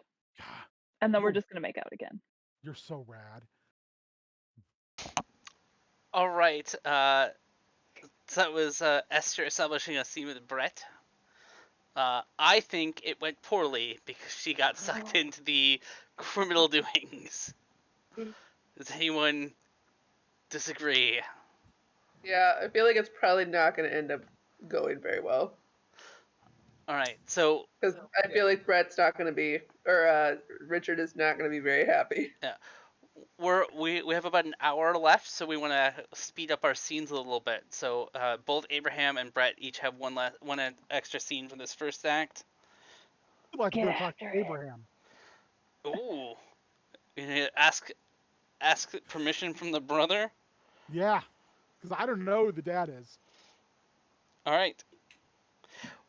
Neither do we. So I knock on your door, Abraham. Come in. Oh, hey, like I don't, to be So clear, I don't open creepy. the door. I'm still Oh. inside. You just hear me say through the door, "Come in." I like open the door and I peek my head in. Like, Are you like sitting like in the dark? I'm sitting on the couch, like if someone were to watch TV, but we don't have TV, so I'm just like staring at the wall. I come in and I like look at you and look at the wall, and look at you and look at the wall, and I just kind of shrug. I'm like, so like, you're like Esther's dad, right? I am Esther's brother. Oh, for real? You guys don't look anything alike. We are fraternal twins, so we share many Yeah. things, but looks are not one of them. But you're like kind of old, and she's like foxy and stuff. She is in fact 5 minutes older than I am. Don't tell him my secret. Whoa. So like, I know you don't know me, and I really don't know you, but I was taught to do at least this the right way. So, and Brett gets down on one knee.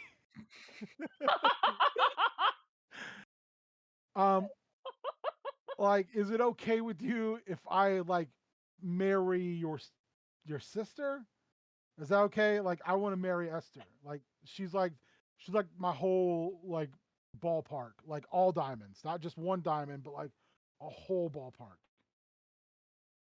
Before I grant you She's like permission, my no hitter.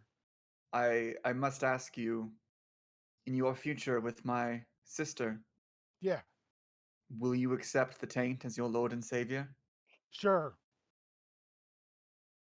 Then I grant you permission. sweet. Oh, High five, high we have five, my brother. My high, brother's blessing. high five, bro.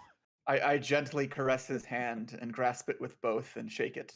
Like, I've never done fives like this. This is pretty sweet. All right, man. Hey, hug. I bring him in for like the one arm hug. I squeeze him real tight. I I'm don't like, reciprocate. Thank you, man. Thank you. All right, I got stuff to do. Bye. I leave and I leave the door wide open. That probably went as well as it could for Brett, huh?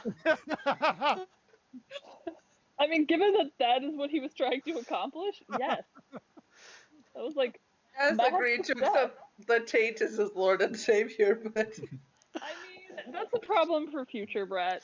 But Brett does not know what that means. So whatever. Also true. Given his devotion to Christianity, I don't think that might be a super big problem for him.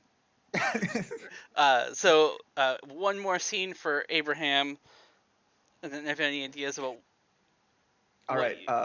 My scene will be with my twin sister Esther, and we are meeting in the food court over some Sabaros, where we are going to Sloppy discuss. pizza. Where we're going to discuss this notarized letter that was misdelivered to me, that was meant for her, where it is a formal request to dissolve the Church of the Latter-day Saints. Oh no! J'accuse. Oh no! All right. So you show up. You're having one of you. You probably get Sabaros because one of you likes pasta, one of you likes pizza. Why you get Sabaro? And you have the letter, and we can go from there. Esther, I must admit, I was troubled when I read this letter. Tell me, why do you want to close the taint? What are your reasons? The taint has done so much for you. Has it though? Has it, Abraham? You tell me. Here I am, in my prime years as a woman, unmarried, working as a manager, peddling these tchotchkes. You blame the taint for your employment? I do. The taint has done nothing but hold me back, Abraham. My gosh. You could have the position of taint knife seller, but you passed it up. You think you're too good for the taint? I think the taint's time has passed. You are a child of the taint. We are all children of the taint, Abraham, but at some point you have to leave the taint. I must admit, my dear twin sister, I too have been having some doubts. Things have not smelled right around the taint. And I have wondered for myself if there is a better pathway out there. As I sell these knives day in and day out that spread butter just as well as I spread the word of the taint. I wonder if there's something better out there.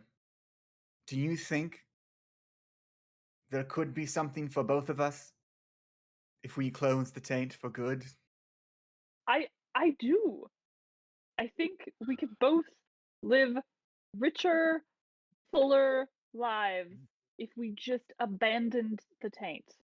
But where would I live? I live in the sacred taint. On the Live with your- grounds. Live with your ex-wife. People do that all the time. It always goes well. You've never approved of Pansy. You're telling me I should go to you're telling me that Pansy is better than the taint? Tragically, yes. I feel Pansy is better than the taint. perhaps I should go to her. Tell her of this. She's better than the taint. I just think of the grounds. They're gonna lay to waste once it closes, though. I'm gonna feel bad. The bushes of the taint, the trees of the taint, the wood of the taint. It's all been kept so well. I'm certain that in our absence, the taint will remain maintained and ready. That I'm going to give you this letter back, the rightful owner, so you may file it at the local courthouse, and we may, once and for all, be rid of the taint in our lives. Thank you, brother. Scene. Really moving. Do we think that's a positive or a negative? Positive. I think a positive. All right. I was truly moved by that, Abraham. That was beautiful. If we weren't already married, if I knew that conversation. So now we have the tilt. So what we're going to do is we're going to take our two outcomes cards, and you can put them down in front of you and flip them over. You might need to right click on them and flip them over.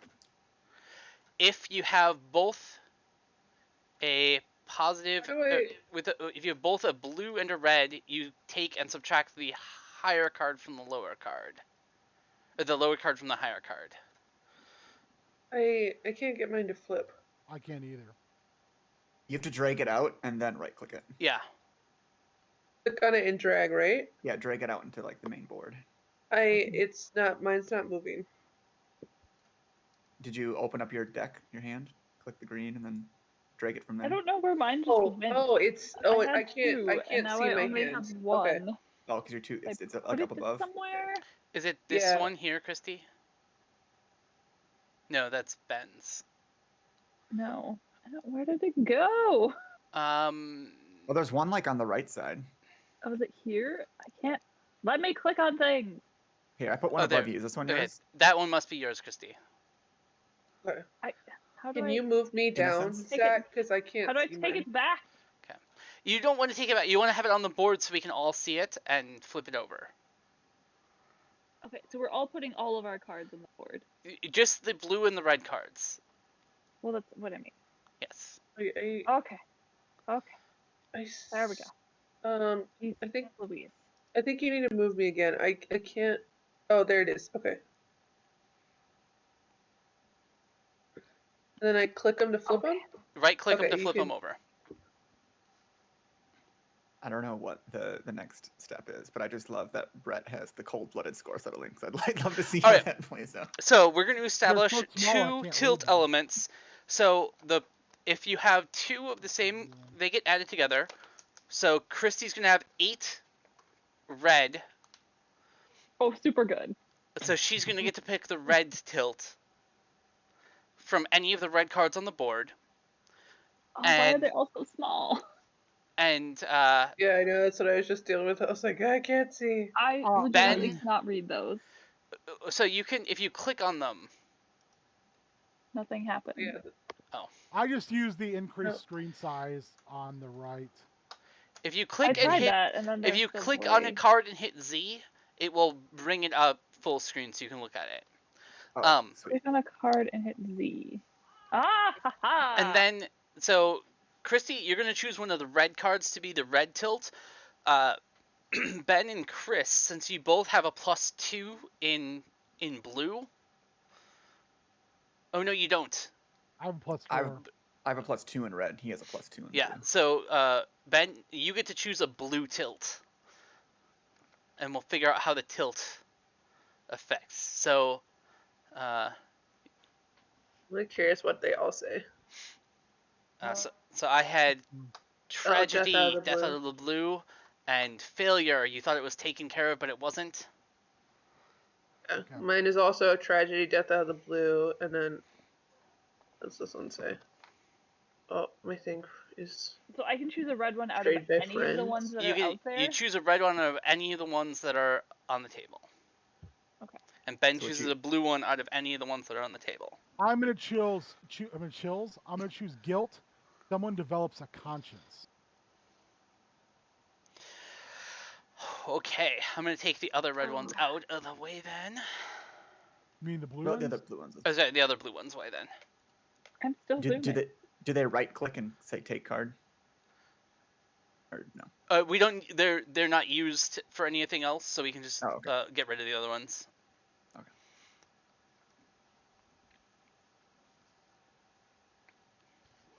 Do you need reading glasses, Christy? They're really small. We're gonna go mayhem. Old woman score settling. Hmm.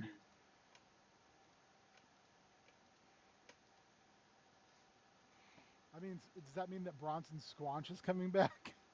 Maybe. could be. Or maybe I hope you're gonna so. go rogue and just go whack Richard. Get your money. Oh, I couldn't do that to Richard. Richard's my best friend. He's next to my dad. He's the best dude I know. What happens if he stole all your money? Oh, What if he Rick- disrespects your woman? that's different. All right. Rick isn't that type of guy. He's good. I've known him my entire life. Like since I was small, just a small guy. Guess we'll find out, won't we? True story.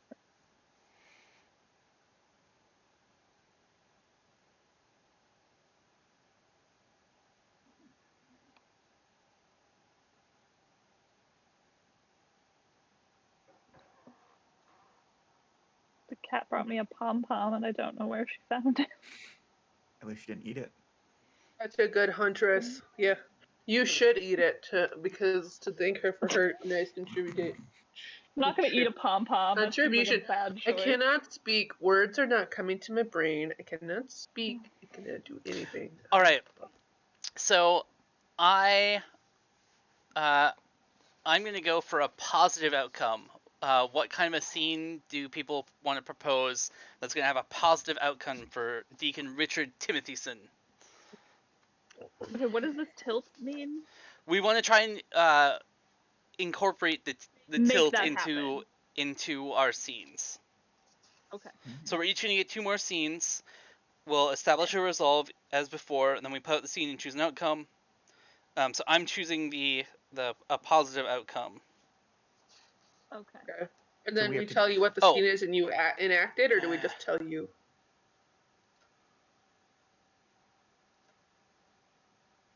And do we have these 2 scenes and then that's it? Yes. You know what? We each have 2 scenes. okay. We each have 2 more scenes, and then that's it. I have an idea for your scene. I think that Brett is going to come to you and tell you that he wants Esther to have all of his money. And so you will give Brett a quarter of the money that you owe him and tell him that that's all of it. And since he has no idea how much money he actually has, Oh. All right. That sounds like a good No. scene. So I'm showing Brett's showing up at my house as I'm packing because I'm frightened of Bronson Squanch. All right. So you probably ring a few extra times, and then you finally do like our secret knock that we'd established and forgotten, and I like crack open the door. Oh shit, Brett, it's you! Come in, quick. What's up? Rick! What's up? I'm Rick. kind of busy. What's the deal? Are you packing your stuff so we can go dig that hole up? Yes, that is what I'm doing. Damn, that's awesome. Let's go dig it up now. 'Cause, like, I'm not quite ready. I kind of need that crack. I know where it is. Like I've got a map I can give you. If you What? want to get started, I'll stay here and finish packing my shit so that I'm ready to go. Cause I'm older than you, so I probably have a lot more shit than you. You do. Plus, You do. like I'm gonna You- have to get and rid you- of this apartment, whereas your parents can hold on to your shit for a little while if you need them to. Damn, right? Rick. You are so smart. I am. Yeah, dude. I'll tell you. Have a shovel? Oh yeah, I totally have a shovel. All right, sweet. It's in my car. I'll grab the trunk of my car. I'll grab it before you head out. What? But what Yeah, did you can we come over put to it talk We about? can put it in my mom's trunk. So Oh, I borrowed sweet. her car. Oh, nice. Hey, wait. So like no one's following me. You know, it would be clever if we swap cars. If I take your mom's car for a day and you take my car. Oh man, I don't know. I don't want. All right, yeah. You know what? Yeah. That my parents like you. You've always been. I'll take the Oh heat yeah. for it. I mean, they're one of the they're pillars of the new Lighthouse Bible Fellowship. So Rick, oh man, I practice this in the car, but I like don't be mad, but can I have my money? What Like do you my need your share? money for? Like, So we're gonna go get that other money, and then like I can come it all up and split it all up and have the final total to split. yeah, but like I wanna give my money to Esther so she can hold it because we got plans together. Like You're gonna give your money to Esther. yeah, I'm not. Wait, you didn't tell Esther about the plan, did you? You didn't tell her about the coke and the coke money in the woods and the topless Polaroid? And how we're gonna be drug dealers? No. I didn't tell her about that stuff because that's like I don't want her hands dirty in any of that. Okay. So what did you tell her about? I Just told that her I'm holding on about to money for you? yeah. I told her about what we were doing at the store. At this our camping trips. Yeah, because Pansy Morris came in and I thought she was doing Pansy. stuff for you, and she lied. All right. But so you told Esther about the camping trips and the money from the camping trips. Yeah, from the Okay. camping trips. Okay. And I sort of like think for a moment because like Richard's not sure. Then he decides, no, okay, yeah. And I go and I've got like a bunch of small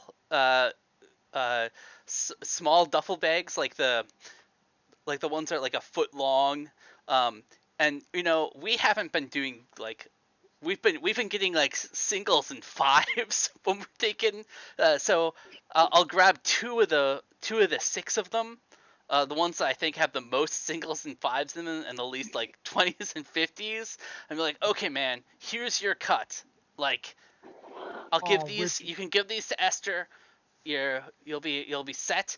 And like Richard, over real. here, I go and grab a map of the town, like a map of the park nearby with an X where I think the cache is and the cache is buried. Like here's the map. And I got the shovel in my car. You can just take it. Just give me the keys to your mom's car, and we're all set. We'll meet up there at midnight. But if you want to like start digging now, like yeah, I'll go. I'll get it done. I mean, like, and then we can just grab and go. sounds Richard, great. Rick, you are, and I just hug you real tight. I'm like, Oh, thanks, man. "Oh."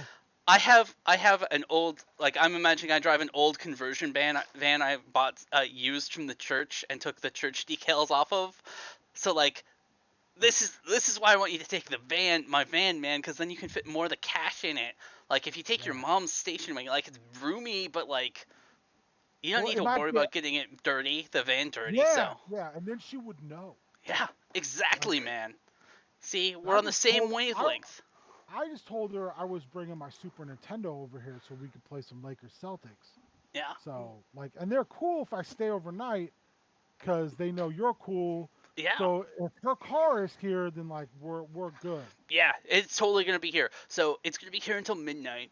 But like, you go start digging. You take that money over to Esther. Then you go start digging. I am gonna keep packing up so that I'm ready to go. So that I can meet you at midnight. We can get the cash from the woods, and we'll be done with camping trips, man. Think of how nice that's gonna be. Can I use your phone real quick? Sure, of course, yeah. I call the Hubbles store and I tell Esther, I got our nest egg. I love you. I'll see you soon. And I hang up. Oh. And then I hug Rick one more time. And I'm like, we're going to be so rich. And then I drive off. All right. So that was, I had requested a positive outcome, so I'm gonna take my positive outcome. Who else has it? Who wants to take the next scene? Take one, and I want mine to be negative because I want to see what happens from all this trouble I've been stirring unintentionally. Ooh, what would be a setup for a negative scene for Unintentionally. Pamsy?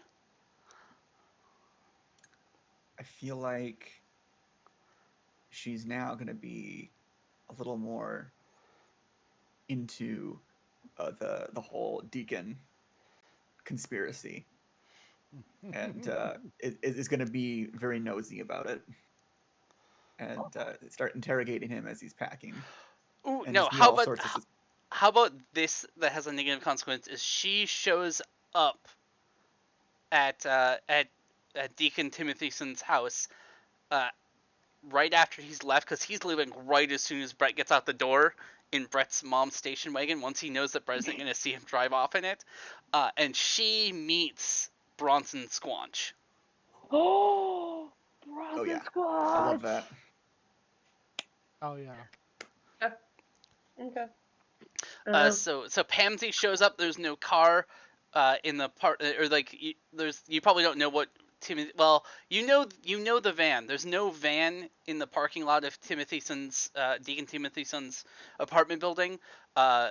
But there's somebody standing in front of his door. Someone kind of vaguely familiar. Like, I don't know if you'd recognize the deputy mayor, but like from a decade ago. But so Pamsy sees that there's this guy in front of Deacon Timothyson's door knocking, and we can start from there. Okay. Oh, hello. Are you also looking for Richard?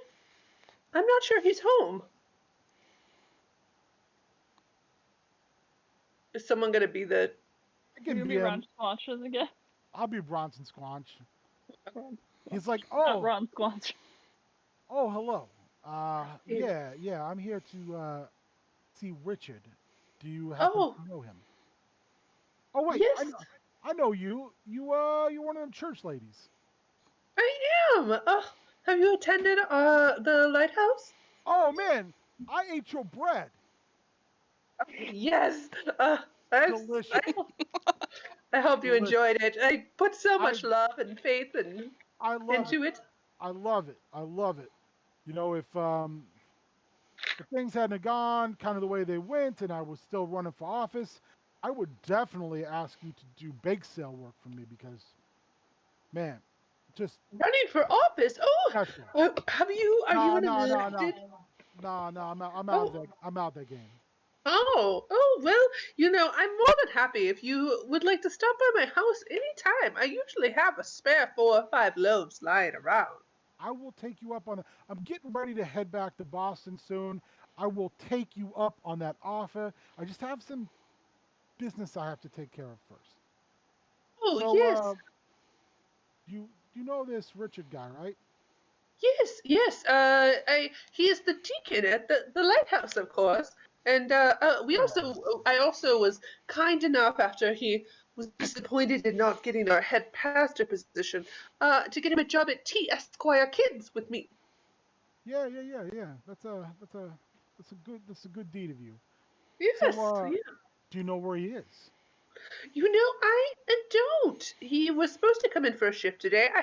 A couple of days ago, I had a very weird interaction with another person in a different store in the mall. See, I collect Hubbles. You know Hubbles. Everyone knows Hubbles. The beautiful collectibles, the Right, angels the little train, tchotchkes, uh, the margitsos.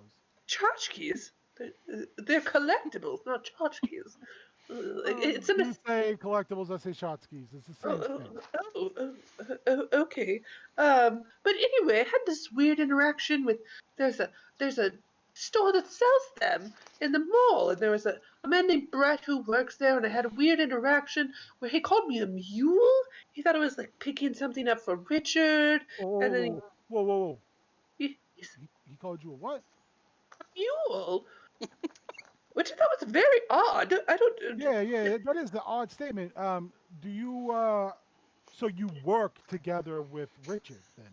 Yes, at T Esquire Kids. But anyway, And this Brett kid, he works for Richard too? no, he works at Hubble and Collectibles. He does, but he seems to know Richard. He thought I was picking up a box to give to Richard. It was all very confusing. He said something about the returns, and he Yeah. just gave me the box though. He took it off a high shelf and just handed it to me. Does did he talk about a picture he might have, that he and Richard might have come across? I'm not sure. I do feel like, a long time ago, Brett used to be in Richard's youth group, and I feel like right around the time I took over as the joint leader of the youth group, Brett gave Richard a painting. It was a painting that Richard seemed to really like. In fact, I think it was a picture of the most wonderful president we've ever had, Ronald Reagan, who just did so many amazing things for our country. I feel like that's Pansy what it was. Morris would love Ronald Reagan. Oh yeah. Oh, Pansy Morris fucking loves Ronald Reagan. He was such a talented actor, and then to find out he was such a talented politician and such a wonderful president as well. It was just amazing. What can that man do, right? He's the best. So I just want to clarify something before, I have to run. I mean, I gotta find Richard soon. We have a discussion that's due. It sounds like I need to meet Brett too. I've never had the pleasure. You work with Richard.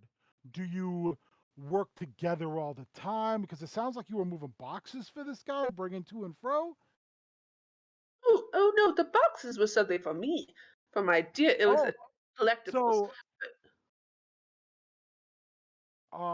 is there something inside these collectibles? Or are they just collectibles? Are they just tchotchkes? See, I like talking to you, lady, but I'm kind of on a schedule. I do apologize. No. Let me finish. I've been real cordial about all this, and I kind of pull back my jacket, and you see the hilt of a gun. But I'm getting real tired of this small town bullshit. So, did you help Richard and this little shit Brett take my money? I don't Was know that what was anything. in the box? Did you all go dig it out? You think you're playing a game with me? You didn't think I would come back? You didn't think I wanted what was mine? Be careful how you answer, because I will make you disappear. I will dig a hole and I will leave you in the ground so deep even your God won't find you. So, do you have my money? Yes or no? No. Excellent. It was good talking to you, Pansy. I will come by and get that bread. You have been a tremendous help to me. I lean over and give you like a half hug and go, you don't need to tell anybody about this conversation. And when I get what's mine, I'll make a proper donation to your church. You've been a tremendous help to me.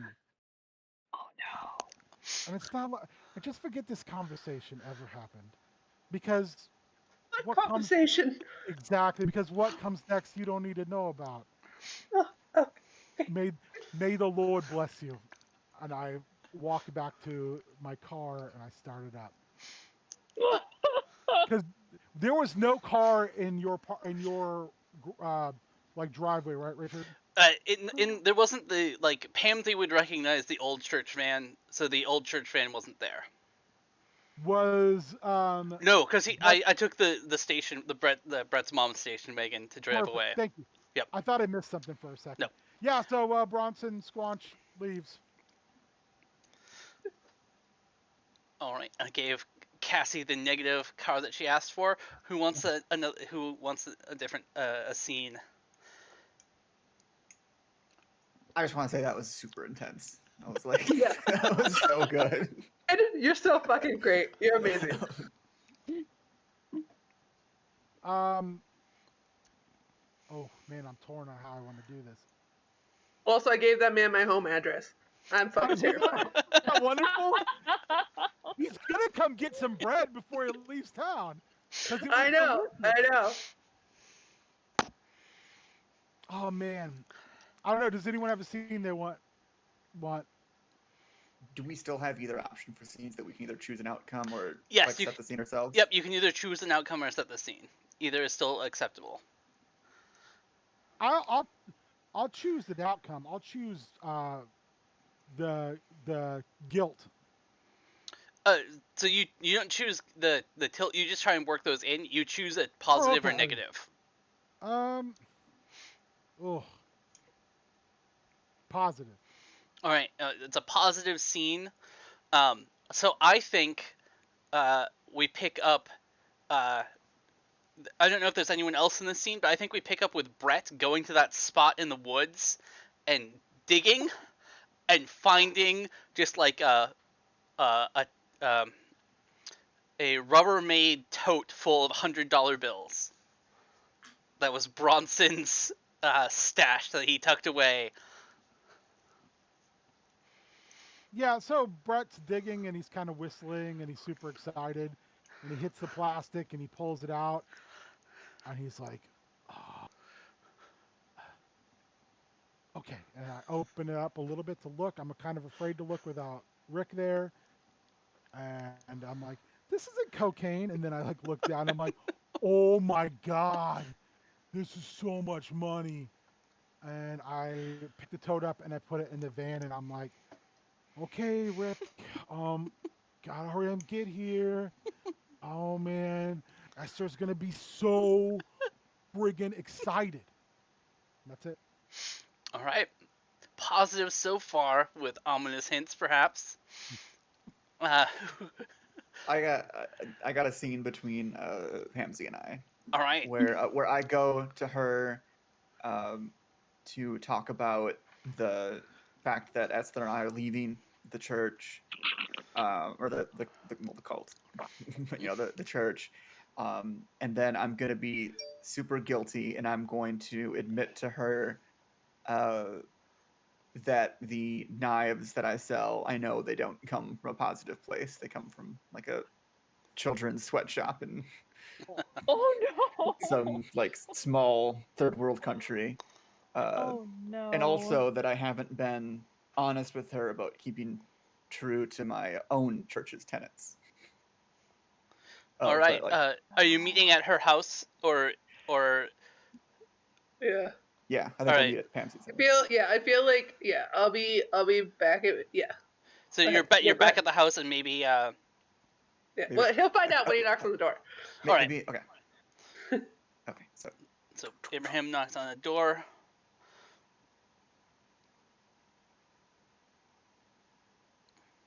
I'll knock again. So shuffling, I'll like peek out the window. You'll see like just the curtain move a tiny amount. Oh, he doesn't still have a key. I was gonna say, like, do I pull out like a spare key that I have to the place? It's under the rock with the Bible verse on it. Yeah. So I unlock the door. I open it just a little bit, and I say, "Pamsy, dear, No, like you okay? I'll just like run over and pull open the door and hug him really hard. I'll be shaking a I little bit. reciprocate the hug. I'll leave you like in a blanket, like just like shivering. I pat her back a couple of times. And is everything all right, Pansy? Just so glad that you're here. What happened? I don't want to talk about it. I'm just very happy you're here. Okay, we don't need to talk about it. Shall we go inside the house and maybe I'll make you a cup of tea? That does sound lovely. Come, let's go to the kitchen. I have something I would like to discuss with you. Of course, my sweetheart. So I put the kettle on the stove. I get her cup and the chamomile ready. And so while the water is heating up, Pansy, dearest, I was having a conversation with Esther earlier today, Oh, yes. and I have discovered that she was going to make a motion in the court to dissolve the Church of the Taint. And I was very conflicted about this, and we talked for quite a while over some Sabaros, which was very delicious. It's the third restaurant in the mall. I'm sure you're aware in the food court. It's quite They popular. do have the very best pizza there. It's authentic Italian. And Oh my god. we came to the organic conclusion that this is the correct path for the church to end. And I think we're both going to leave it. I had my doubts since my taint break. And I think it's the right path for me and for us. Abraham, you know you're always welcome in my home.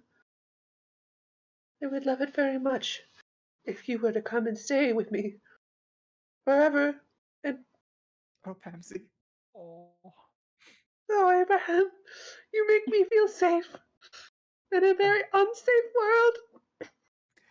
I moved to cover her hand with mine when the tea kettle starts screaming. I say, oh no, it's okay, Pansy. It's just the water bowl. I'll go get it for your tea. Sorry. I bring the kettle over and pour the water into her cup and let the chamomile start steeping. So it'll cool off in a bit, Pansy. It'll be ready for you. But Lovely. there's something else I have to admit. The knives that I've been selling, the taint knives, the taint Yes. cutlery line. I've known for quite a while now that these knives were being manufactured by children in Ethiopia. Oh, those no. poor dear angels. And I didn't do anything. I didn't say anything. I knew it was wrong. I'm sorry.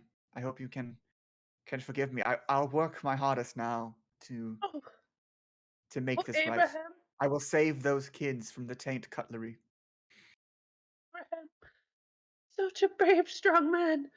I would love for you to be with me. Start it now and just never leave me alone. Of course, I forgive you, my dear. I move over to the table and we embrace, and I move the cup closer to her, and I tell her, your tea is ready. Thank you. And there's one more thing I have to admit to you. I have been sneaking away at night to watch episodes of Clarissa's All That. It's my favorite television show. Is that the name of the show? Is it like Clarissa Explains All? Clarissa knows it all. I've been watching Oh. Clarissa Knows It All. It's my very We only favorite. recently understood the television was a thing, brother. It's understandable. Thank you, Esther. We have a twin connection. We telepathically Ooh. communicate. Yeah. And I think I will be ready to watch TV in our home together, if that's okay with you. That sounds lovely. I know you love the Maury Povich the show. Child. We can watch it together. I would very much love that. Do you still want to meet up with Muscle Logic? Or would you prefer someone else? I think the only muscle logic we need is in our own hearts. Oh, Abraham! Oh, Pansy. And I'm just so I feel happy. like we just go at it on the kitchen counter. The teacups get knocked over. Feeling very vulnerable. You're making me feel very safe. It's very passionate. It's a lot of emotional buildup after years. Just at the tea cup, shadows on the ground, chamomile everywhere. Dramatic. That was It's another beautiful. wonderful aroma. So I think that was positive for Abraham, unless Bronson Squanch shows up to murder them all. That was my only thing. Yeah, if he just walks in, he's like, witnesses being big, and then takes the bread. Okay. All right, who wants a scene? I'm still hopeful. I'm still hopeful that he won't show up at all. And if he does, I'm gonna give him like all of the bread I have in the house. This is how Pamsley becomes a very unhappy bakery owner, of like just wondering when she'll be able to stop making bread. Your bread is so good. Why are you so unhappy about making it? Like you're $75 away from your goal. Really? 75. Yeah. So Christy, you haven't had a first scene yet for this. I Otherwise, have not had a first scene yet. I feel like, is Brett still in the woods? Are you still? Is that where you left that scene? yes, is that Brett was Yeah, in the yeah. woods. I told you I was gonna go get our get money. That's true. I wouldn't know that was in the woods. I mean, if you No. want to establish, like, I could imagine Brett, like, coming, if you want to say that Brett, like, comes to a telephone and calls you. Yeah, yeah. I would be Okay. very excited to call you. Yeah, I'll tell you about all this Okay. money I found. So let's. Can I establish a scene where Brett calls me? Because I'm not going to call Brett like Yeah, a that's fine. payphone in the You woods. can establish a scene where he calls you. Like, it Okay. makes sense that he would find a payphone quick and call, like, sneak away from the dig site, find a payphone and call. It's not midnight Okay. yet, so he's got time. Like, you probably have hours. Sure. Where he could, like, decide to sneak away if he wants, if he's willing to potentially disappoint Deacon Richard by not being there. And Richard is where now? Richard is in the wind. I'll establish that in a little bit. But he's driving a car that's not his Okay. own, with most of Brett's money, and his own, and is rethinking some life choices. Okay. I wasn't sure if you were like making a stop on your way out of town, or if you were just like, bye. I have a stop plan, but I'm gonna set that up in a scene. Oh gosh. Okay. Well, I am busy at Hubbles and More, putting price tags on stuff, and the phone rings, and it is my beloved Brett. He has news. I didn't mean to call you twice at work. I know you don't like when I do that, because I know that's against policy, just like being off on Wednesdays. Company policy. But Esther, guess what? What? I got my money from Rick. So How that's much good, money? right? There's like 2 bags. It's just got a bunch of money in it. Like You so don't know how much money. money? I know you can't count money. That's fair. This is why you don't. Why we let don't me put use the you. That's why we don't put you on the till anymore. Yeah. So I wasn't supposed to tell you this other thing, but I mean, you're my good luck charm, and I have to tell you this. Rick like found this map. This like it's like a treasure map, like in Goonies, and I've never seen that film. I know I always make TV and film references, and they do not connect. So like Adds another level to our it relationship. does. So like we like switched vehicles just in case the cops got onto us, and I drove out in the woods where the map said, like a real life treasure map, and I dug the hole, and there was like a big Tupperware, like the kind of Tupperware like my mom puts all the Christmas decorations in, so it's huge. Oh, the And Rubbermaid. That is good. yeah, Tupperware. and it's full of $100 bills. What? Yeah, it's like full. Like Do you have I, them? yeah, they're like and I've got Rick's van, and I've got it in there, and I put a dirty tarp over it because for some reason Rick's got lots of tarps in his car. I put a dirty tarp over it to hide it, and then I filled the hole like somewhat back up, but I got real tired because I already lifted today, so my arms are kind of sore. But there's It so was an much arm money. day. Yeah, like Rick and I are going to be rich, which means you and I are finally rich. We could get that Why don't you apartment just in take that Tampa. money and bring it here and pick me up? We can go. We can go. We can make our way to Tampa right now. But I gotta. Rick doesn't have to know you found that money. He sent me here. I gotta split it with Rick. He's like, without Rick, there is no money. But I you can't- have the money. The money is there.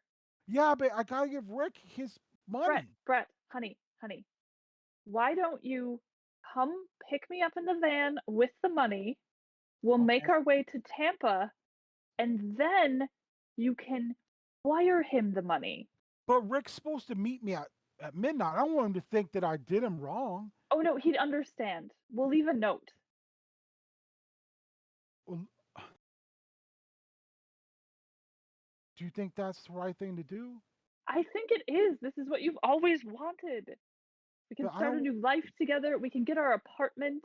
You can show me Yeah. all of your television programs you're going on about. Yeah. I just don't want Rick to be mad, you know? It's like, Rick will understand. He'll be proud of you that you took the initiative. you think so? I think he will. Okay. And I'll Okay, be I gotta- proud of you, more importantly. Really? Yes. Okay, I gotta run back to the van, and then I'll come get you. It'll be like 20 minutes. Maybe All right, I'll be ready. maybe like 30, because I gotta figure out where I am. That's fair. Okay. I love you. And then I hang up the I phone. love and you too. I run back. I don't even wait for you to say it. I just run back. All right. I'm torn. That could be positive or negative. She's kind of testing Brett. I don't know if Brett is gonna follow through or betray Rick or betray Esther, or if We are in love. Rick is a complicated man. Only his woman understands him. I think that's how that song goes. Yeah, I feel like he's definitely I gonna don't betray listen Rick. to the radio. do you Yeah, think I it's feel like- positive for Esther? I think it's positive for Esther. Yeah. All right, I'm gonna set up a scene where Richard has been waiting in the station wagon. He's moved all of the money into one large duffel, or he's moved most of the money into one large duffel bag, but he's got a second small duffel bag of money. He's waited for Pastor Dave to show up at the New Lighthouse Bible Fellowship. Dave. So I don't know who wants to play Pastor Dave. So you took all the money, you like went by the van and got everything as well? No, I took all the money from the camping trips. From your Okay, scam. Yeah. Yeah, okay. Yeah. You have way more money than he has. Yeah, I can be Pastor Dave. I'm figuring that money is money that's gonna get me killed, whereas the money that we stole for a couple of years is money that I can get away with. So I don't know who wants to play Pastor Dave. I think I don't- Chris said he would play. Okay. Let's knock it out, man. All right. So I wait until Pastor Dave is like unlocking the door of the Bible Fellowship to take care of some sort of like late evening thing, and I sort of like rush up behind him and push him in. Dave, you son of a bitch! You've done me dirty so often. You kept me from becoming pastor. In the world. Richie, what in God's green earth are you doing? I'm doing what I should have done years ago, and I'm just gonna like roll back and cock him. I probably only hit him because he's just not expecting to be cold cocked at all. Oh. Taking a turn. That's for stealing my position. I put my whole life into this church, and then you just show up from Alabama and take it out from under me. No, I don't think you're acting very Christian-like, little Richie. I'm done being a good Christian. I've been done being a good Christian for a while, and it's your fault. I want you to remember that. I want you to remember that, and I want you to do something for me. I need to make amends. I need you to tell T. Esquire kids that I'm done working for them. I need you to tell Pamsy that she was always a better youth pastor than me, and I need you to tell Brett I'm sorry. And if he dies, I want you to make sure he has a good damn funeral. And here's some money for that. And I just take one of the small duffel bags and shove it into Pastor Dave's arms. If he doesn't die, well then this is for the church. And that's what I got to say about that. And I'm gonna stomp out back to Brett's mother's station wagon and drive off to escape from Poppleton. I'm gonna slowly unzip the bag and look inside the money. It's probably got like $2,000 in mostly small bills. Shaking my head. I'm just gonna go. You can buy so many pull tabs. What in tarnation was that guy? I can't remember all that. I'm a 78-year-old man. I gotta tell Pamsy he's sorry, and I gotta. I wish Luis was still here. I'm gonna go get a pen and paper and write down what I can remember. He kind of shuffles off. All right. Oh my gosh.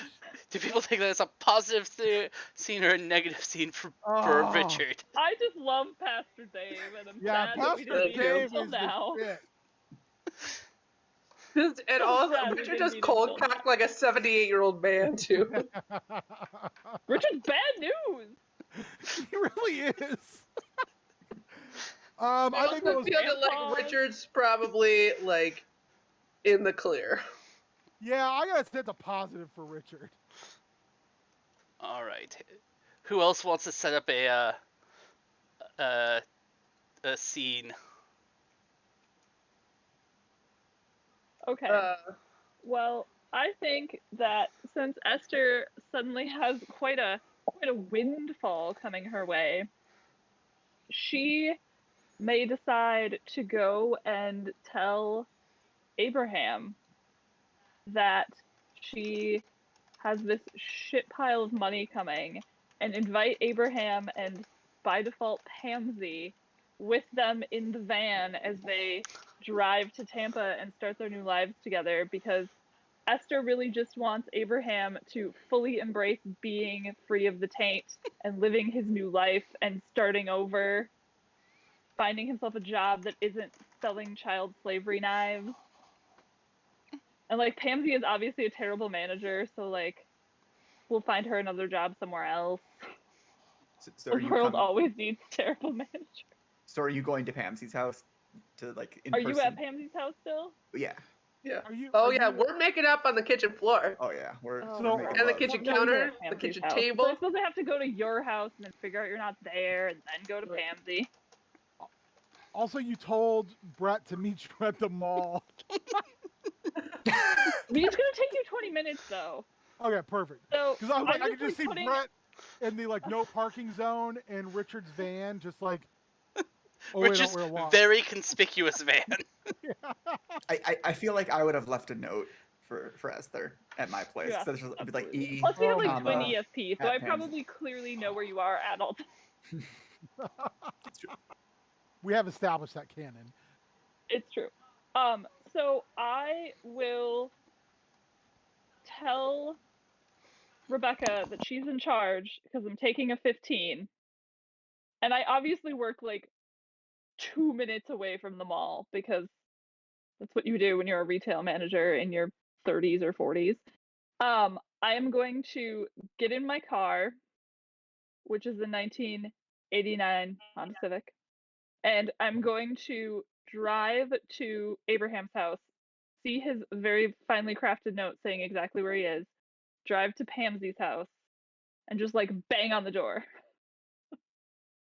All right, so I'm going to kind of open the door, crack it a little bit, and like my head through, go, Esther, what are you doing here? I don't know why I'm British. I don't have all that much time to explain, Abraham, but we're getting out of here. We're starting a new life. We're going to be free of the taint once and for all. We're going to be free of the taint once and for all. Get What's Pansy. Pack a bag. Hurry up. the door opens back. a little wider, and you see that I'm just like a blanket. It's haphazardly covering the bottom half of my body, and I'm wearing nothing else. No, it's not even a blanket. It's definitely a tablecloth. It's like a dishcloth. I'm wearing it like a loincloth. Abraham, put your pants on. Get your ex-wife. Pack a bag and meet me at Hubbles and More. We're going to Tampa. Brett has come into some money unexpectedly. It is enough for all of us to start over. All of us. You don't have to sell your child slavery knives. Huh? We could save the kids in Ethiopia. We could adopt them. Also, I'm sure Pansy is on board because she loves the Ethiopian children. This is well known about Love Pansy. all of God's little children. She does. She feels very bad that you've been selling child slavery knives this whole time. Esther, this is wonderful news. Isn't it though? I don't even know what to say. I put both of my hands up like for a hug. Oh no. And the dish towel drops. I mean, I'll give you a weird naked hug. That's fine. Oh, I must go tell Pansy. I'm like, the dish towel's forgotten about, and I'm just like turning around, like this is just butt naked. Where? When? What's the meet quickly? You must meet me at Hubbles and More as fast as humanly possible. Hubbles and More. Okay, I will get us packed. I will meet you there. Excellent. We will meet you there. Oh, I can't wait to tell Pansy. Let's see here. It's like 20 minutes. I only need like 5 more minutes, and then we'll start packing. It'll be. You know what? Abraham, who am I kidding? 2 minutes. Time. I need 2 minutes. There is no time. You must be hasty. Abraham, we can do this. We can be free of the taint, and I'm gonna high five you, and you're gonna give me one of your creepy high fives. Oh, yes. Abraham. Pansy, I have the most wonderful news. And I leave the door open, and you see me walk away. Oh no. All right.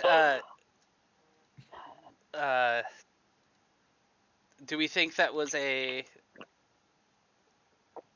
Esther scene? Was that a positive? That was probably a positive for Esther, huh? Yeah, I think so. Oop, I want to. Take card. I feel like What as I'm happens if I walking away, want you two more? see What like happens if I want two Christy, more? you need to accept this trade to take this card back from me because I had to do it like that. I just have to accept trade? Yep. Okay. Just add a little more flavor, and I'm going to say that when I was walking away, you saw like a chamomile stain on my back. Like maybe some tea dripping. So now you have a little chamomile on your hands too from the hug. Dog. You like wrapped your hands or your arms around me, so it was like some chamomile on your hands now, and you're like, smell delightfully herbal. I don't know what you're talking about. Who is taking the next scene? I think it's gonna be Abraham and Pansy. We're gonna pick up right away with Abraham and Pansy. It sounded like Pansy had one in mind. Oh. I have 2 though, and that's the problem. That I kind of want to do. Is one with me that I could just do? Yeah. Or okay. I don't want to like force you. You can pitch it to I mean, I forced Ben to call me from a payphone in the woods, so. No, Yeah. No, it's okay. No, you do whatever you want, and if it works out, it works out. We'll see what happens. Abraham, do you? You made your goal, Zach. Abraham, Yay! it wasn't a man looking for bread, was it? Oh, so the scene is us just picking up. Oh yeah, it's just us picking up. Okay, cool. No, you won't believe it, Pansy. Esther has just come into a lot of money, and she says we're to meet her at the mall as soon as possible, and all of us are going to go to Tampa, and all of our problems will be solved. We'll have all of the money we'll ever need. Oh, that does sound delightful. Who is all of us? It'll be Brett and Esther and you and I, and we can have a family. We can have children. We can save the Ethiopian children.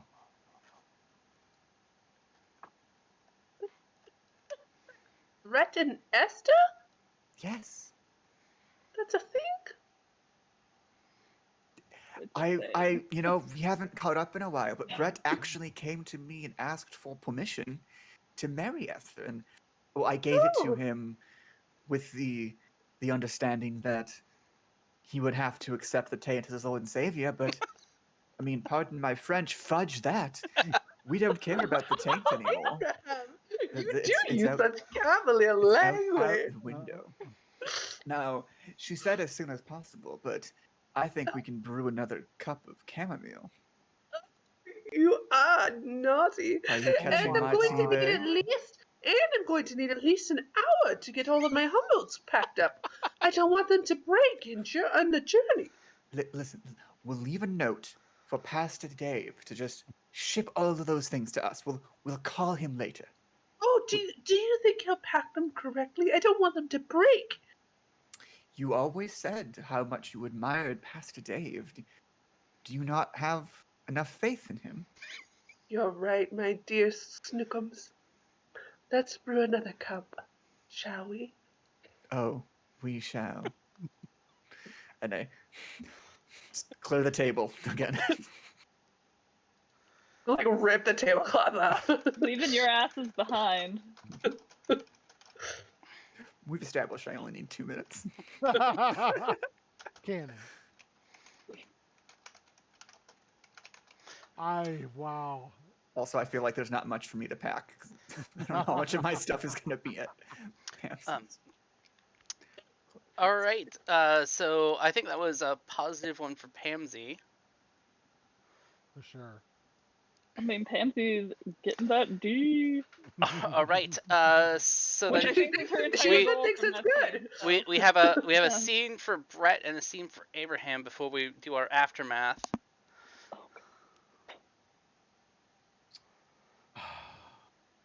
Oh, can I also, after we're done celebrating, can I just also put all of the bread I have in a paper bag and then just write a note on it that says like, he told me his name, didn't he? Bronson Squatch. Yeah, Bronson Squatch. I'm just gonna write for Bronson on it and like put it in a paper bag just like outside the door. He'll know what it means. I don't want him coming for me. Fair. That is fair.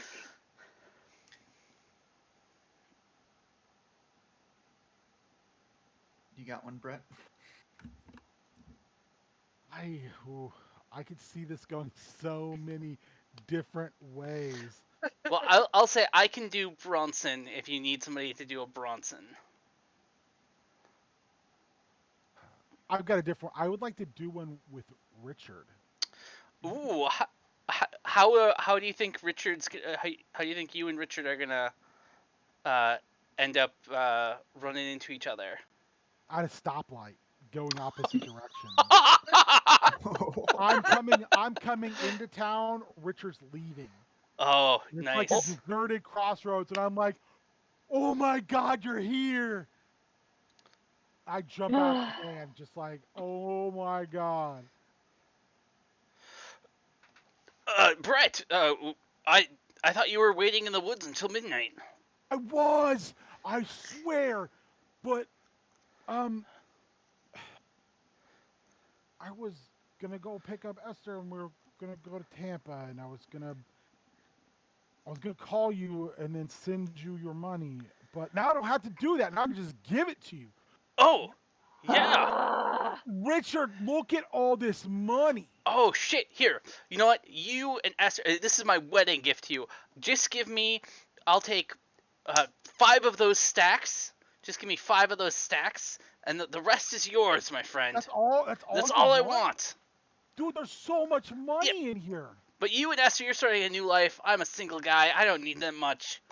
Like, you take it, and you're gonna want a roomier vehicle. You keep the van.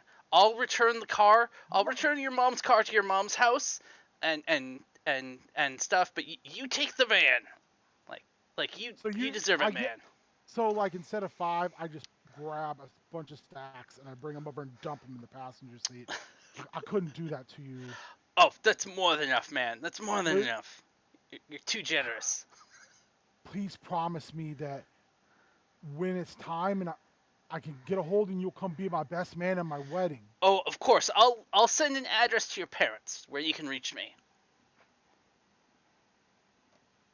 Richard, you always have made my dreams come true, and I can never thank you enough. Yeah, I gotta go see a guy about a thing, but I will be in touch, man. Good Be careful. luck. Be careful with my mom's car because sometimes when you go 65, it stalls. Yeah, no, I'm good. I'm good.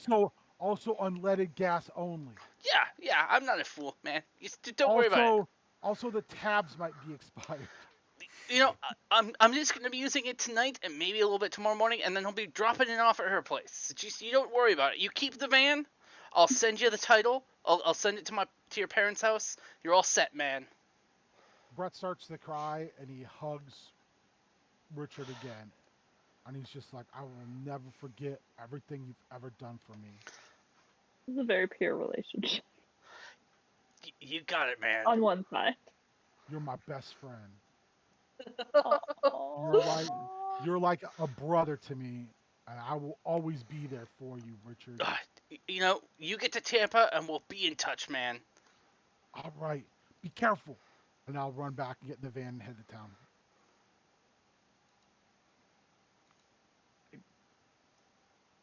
It sounds good for Brett. He maintains most of the money. Yeah, But true. that's someone is coming to chase him down to murder him and take the money back money. He has no idea. Yeah. Nobody knows that he's the one that found the money either. Richard mentions Brett's name to Bronson, and Brett has Richard's van and the money. Pansy is also going to remember. I forgot about this. So I was writing down for Bronson and dropping that on the thing. I was like,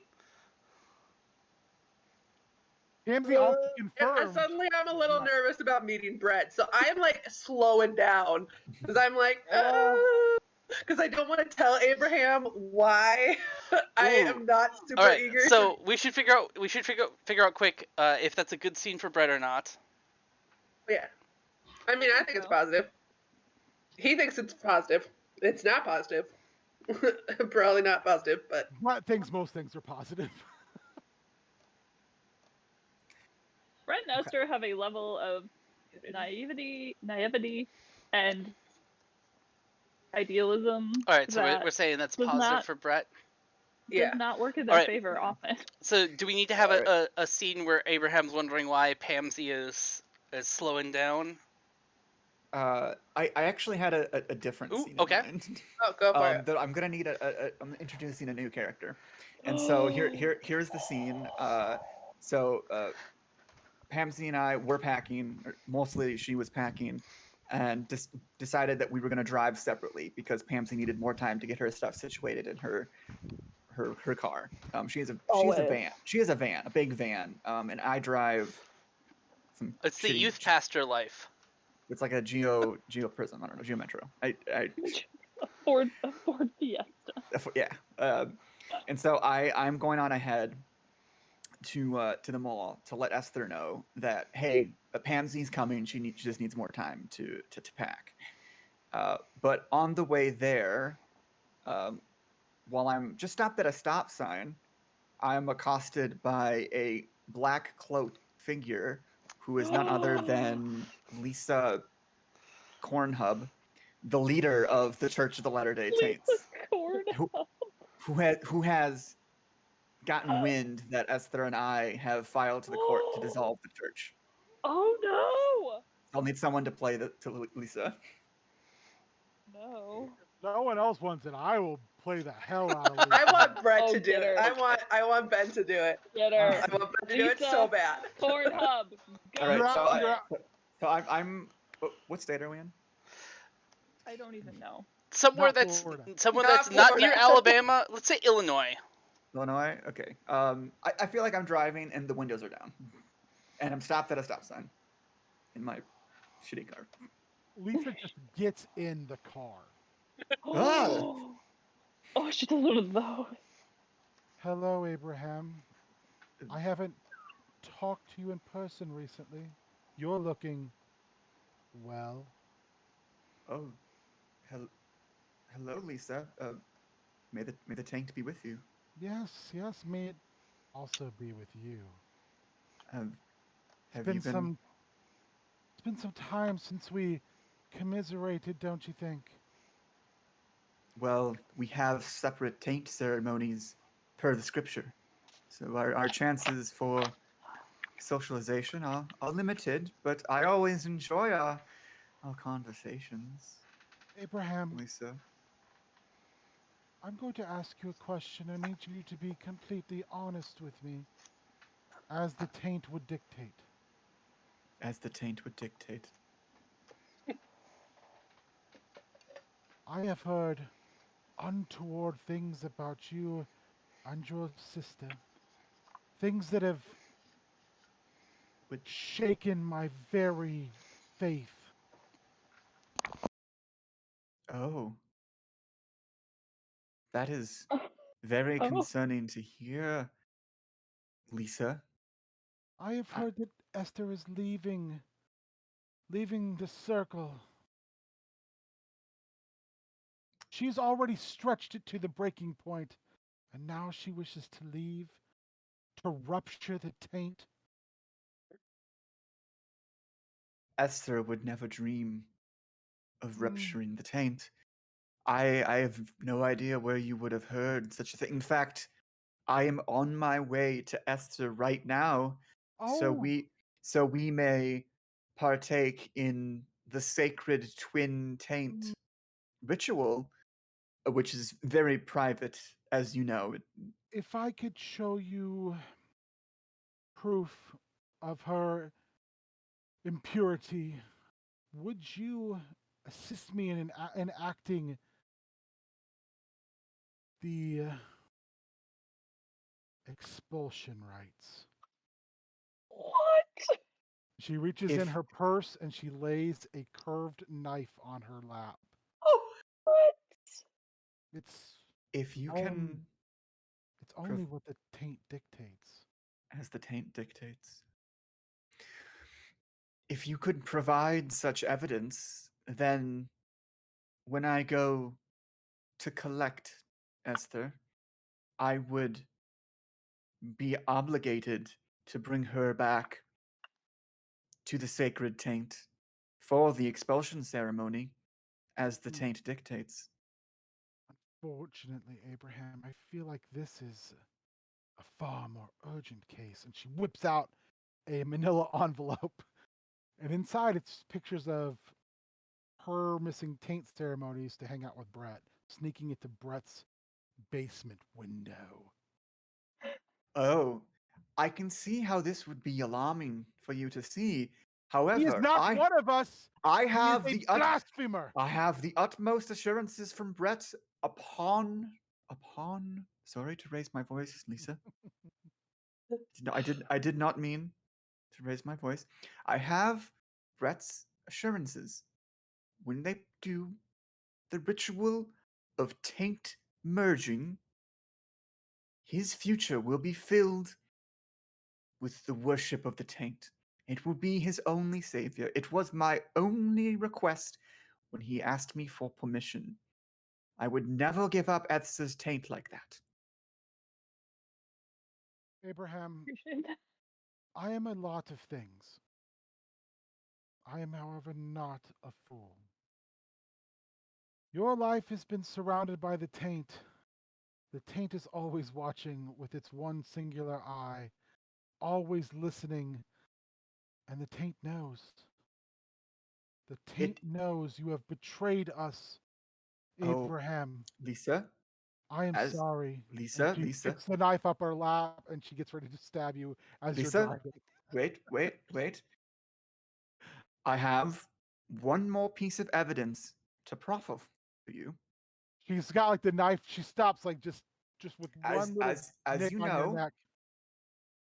the Church of the Taint is a high surveillance institution. So the entire conversation between Brett and I is recorded, and if you will allow me to reach into the back seat to grab the cassette tape, I can play for you the conversation where he said that he will accept the taint as his Lord and Savior. So her eyes are like darting around everywhere. She just was gonna stab you, but now she's a little conflicted. I'll get it. And she undoes her seatbelt, and she still keeps the knife to your chest, and she reaches in the back, but she can't quite find it, so she has to fumble around a little bit. Are you having trouble, Lisa? I know where the tape is. I could just reach back and get it if you would allow me to. She's like fidgety, says fine, and she like acquiesces to your request. I'm going to need you to remove. Then I need to turn, and if I turn, the knife will stab me. So I'm going to need you to like pull the knife back a little bit. She's like holding it like in both hands, like almost like, you know, like hold like a relic to her. Yeah, she moves it on. I turn and I reach into the back pocket of the like the little pouch behind the passenger seat, and I rummage around a little bit. I'm like, I apologize. There's a good number of napkins here that I'm moving them aside. It would only take me a moment. Cleanliness is next to taintliness. As the taint dictates. As the taint dictates. So it's no surprise, you know, you had such trouble. This would be a difficult reach for even the most taintedness of us. As I move the napkins aside, at the bottom is one of the taint knives that I sell, that I keep especially sharpened for all of my displays when I sell them. And I say, "Oh, yes, here I found the tape. All right, I'm going to pull it out, and I'm going to insert it in the tape player, and we're going to listen to the conversation, okay?" He leans forward intently. As I raise my hand out of the pouch, I maneuver the knife so it slides between the headpiece and the seat and goes straight into her neck. Oh, That is amazing. Lisa. She like gurgles, and then she slowly turns her eyes and looks at you. And then they roll in the back of her head. She's dead.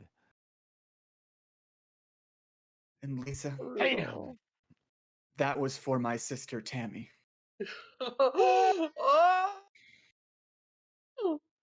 Mind blown. I leave the knife in her neck and I put it in drive, and I continue to the mall, where I park at the bottom of the parking ramp. And I leave the keys in the car, and I walk to go meet Esther. I'm going to make a controversial call, and I'm going to see if I can convince the others of you that this is right. I think that is a negative consequence for Abraham, because I think that would not only that would horrify Pansy, and sets a real dark break with the taint. I think that's positive. Taints are a bunch of jerks. Always dead. Oh, sorry, I forgot one thing. Before I leave, I pop the cassette out of the recording tools in the back behind my pouch on the driver's side. So I have a recording of the entire conversation. Beautiful. Nice. And I I love that so much, but I do think it's a negative situation. Yeah. You just killed somebody, Sometimes you gotta Which kill one- somebody to get stuff done. which was amazing. All right, so now it's time to discuss the aftermaths. So everyone can give one of their cards to another person if they want. So we're supposed to look at these. You don't have you don't need to look at them, but you can give one to another person if you want. How do I move it again? Oh, I can you move me? how do you give it to someone? So if You drag it to them, don't they? yeah, if you drag it to them, it'll go to them. Oh.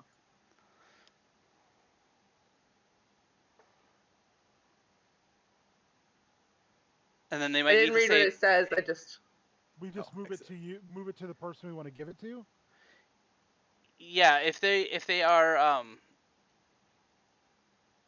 it'll have a thing like do you want to accept a trade?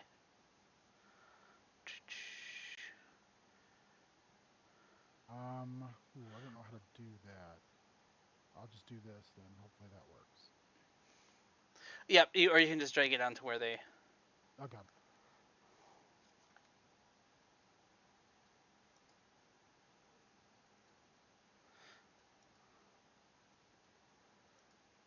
It was an excellent twist at the end there. I really appreciated It was that. good. I liked it. I liked it a lot. That was beautiful. When you pulled the knife out, I was like, okay, I don't know. I gotta pivot around this or I'm gonna die. All right. I'm really happy you didn't die. Pansy would have been so upset. All right. Has Pansy would've everyone been who wanted to trade did a trade? Distraught. Believe so. Uh, Oh, we can trade with any. We can give more than one card. no, you can just give one. You can just give one. Yep. Okay, sorry. So then, we will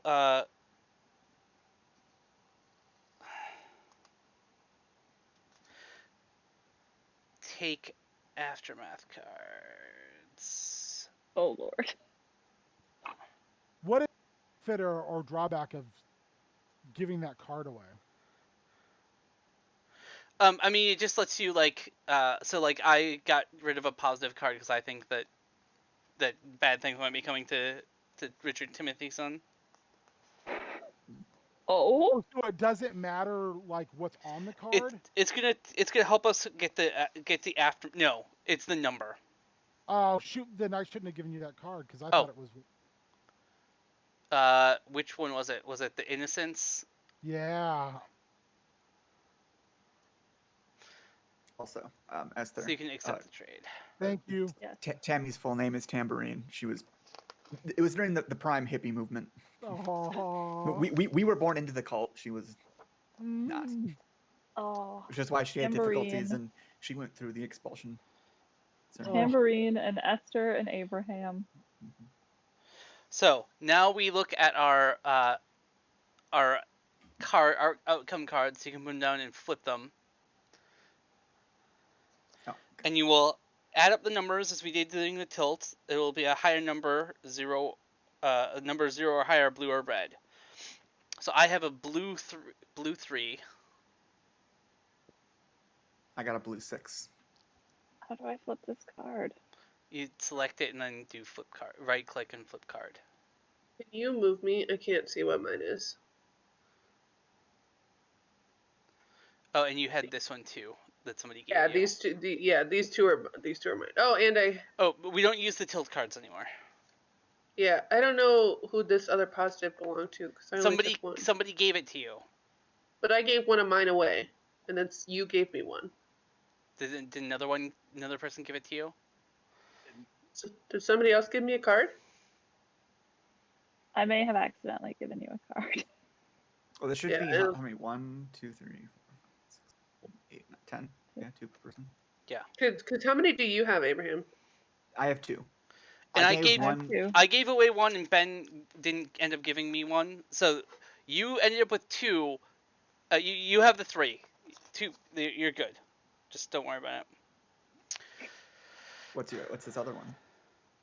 So I only end up with one card because nobody else gave me one. I'm Okay. sorry. Nope, it's fine. It's how it works. So we start with the highest aftermath to the lowest. So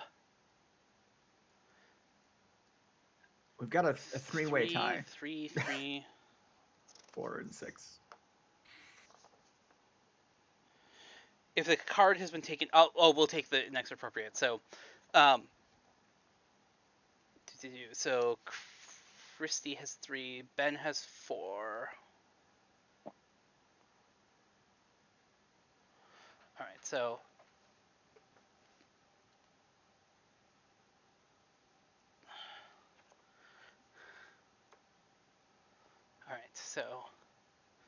can end up getting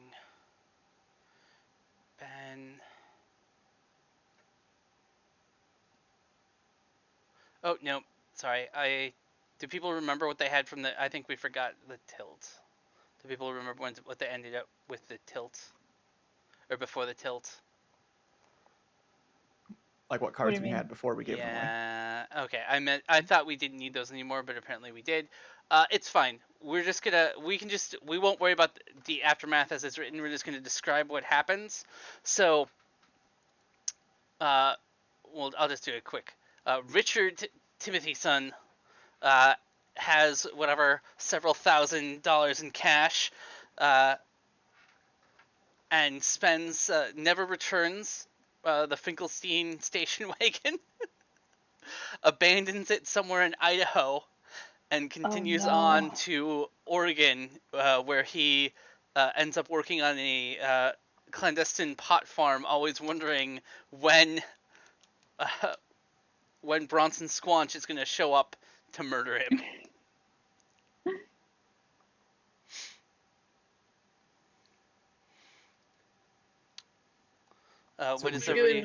We shouldn't have any aftermath cards then.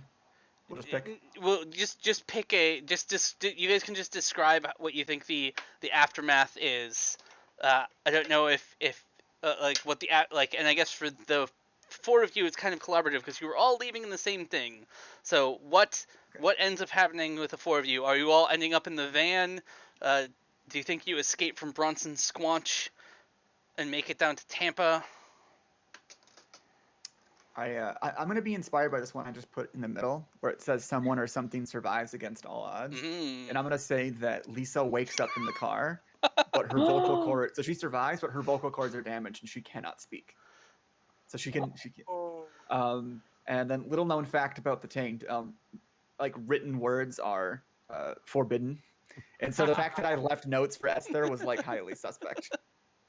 And was showing signs that we were against the Church of the Taint. Like, man. That's fair. And so I do not end up murdering someone. And it's because I used the knife that I over sharpened. And so it wasn't as effective as it could have been, because it was for cutting, not for poking.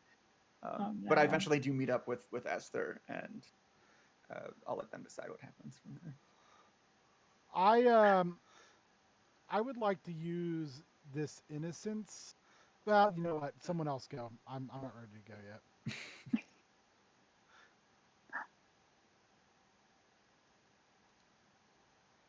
It's like hard because I don't know. So I'm like waiting. No, see, I don't know. Because it depends on what happens with you guys. Depends on what happens to me. I feel like. I'll go. Do it. So I get there to pick up Esther, and you get in the van, and I'm like, I give you the keys, and I tell you to get in the driver's seat, and I'll be like, hey, meet me at my parents' house, so because I got to go grab my glove. Like, I can't leave that behind. And I got to pee because I drank like a 2-liter of Mountain Dew. That'll do it. I go into the bathroom at the mall, and I just happened to stumble into Bronson Squatch, and he says, "Hey, you work in that Hubble store?" And I say, "I do. Like, I did. I'm quitting." And he goes, you you know some kid named Brett?" I said, "I'm Brett," and he shoots me. No. Gunshot echoing through the bathroom of the Poppleton Mall. He's got like a silencer on the gun. Oh, Like it's a little pop echoing through, unheard as the like pop of soda bottles being opened from the vending machine. puts the gun back in his jacket, and he looks down and he goes, "Never fuck with a man's money or bread," and then walks out. I, Bronson Squash. I feel like Pamsy would show up with a very full van. And you can Yeah. you can correct Well, me. Nancy. I wasn't sure. I wasn't sure if I was waiting for you to come back to me, or if So I you- was. I think I was expecting you to come back. I think that the plan was driving separately, and you would meet us at the mall. Oh, So- okay. So you show. So I think you would show up with a really full van, and we look at Esther and her van, and there's not many things in it, and we decide that it's easier just to put the things in the van that Esther is currently in, just over to Pamsy's, and so we just like transfer everything over.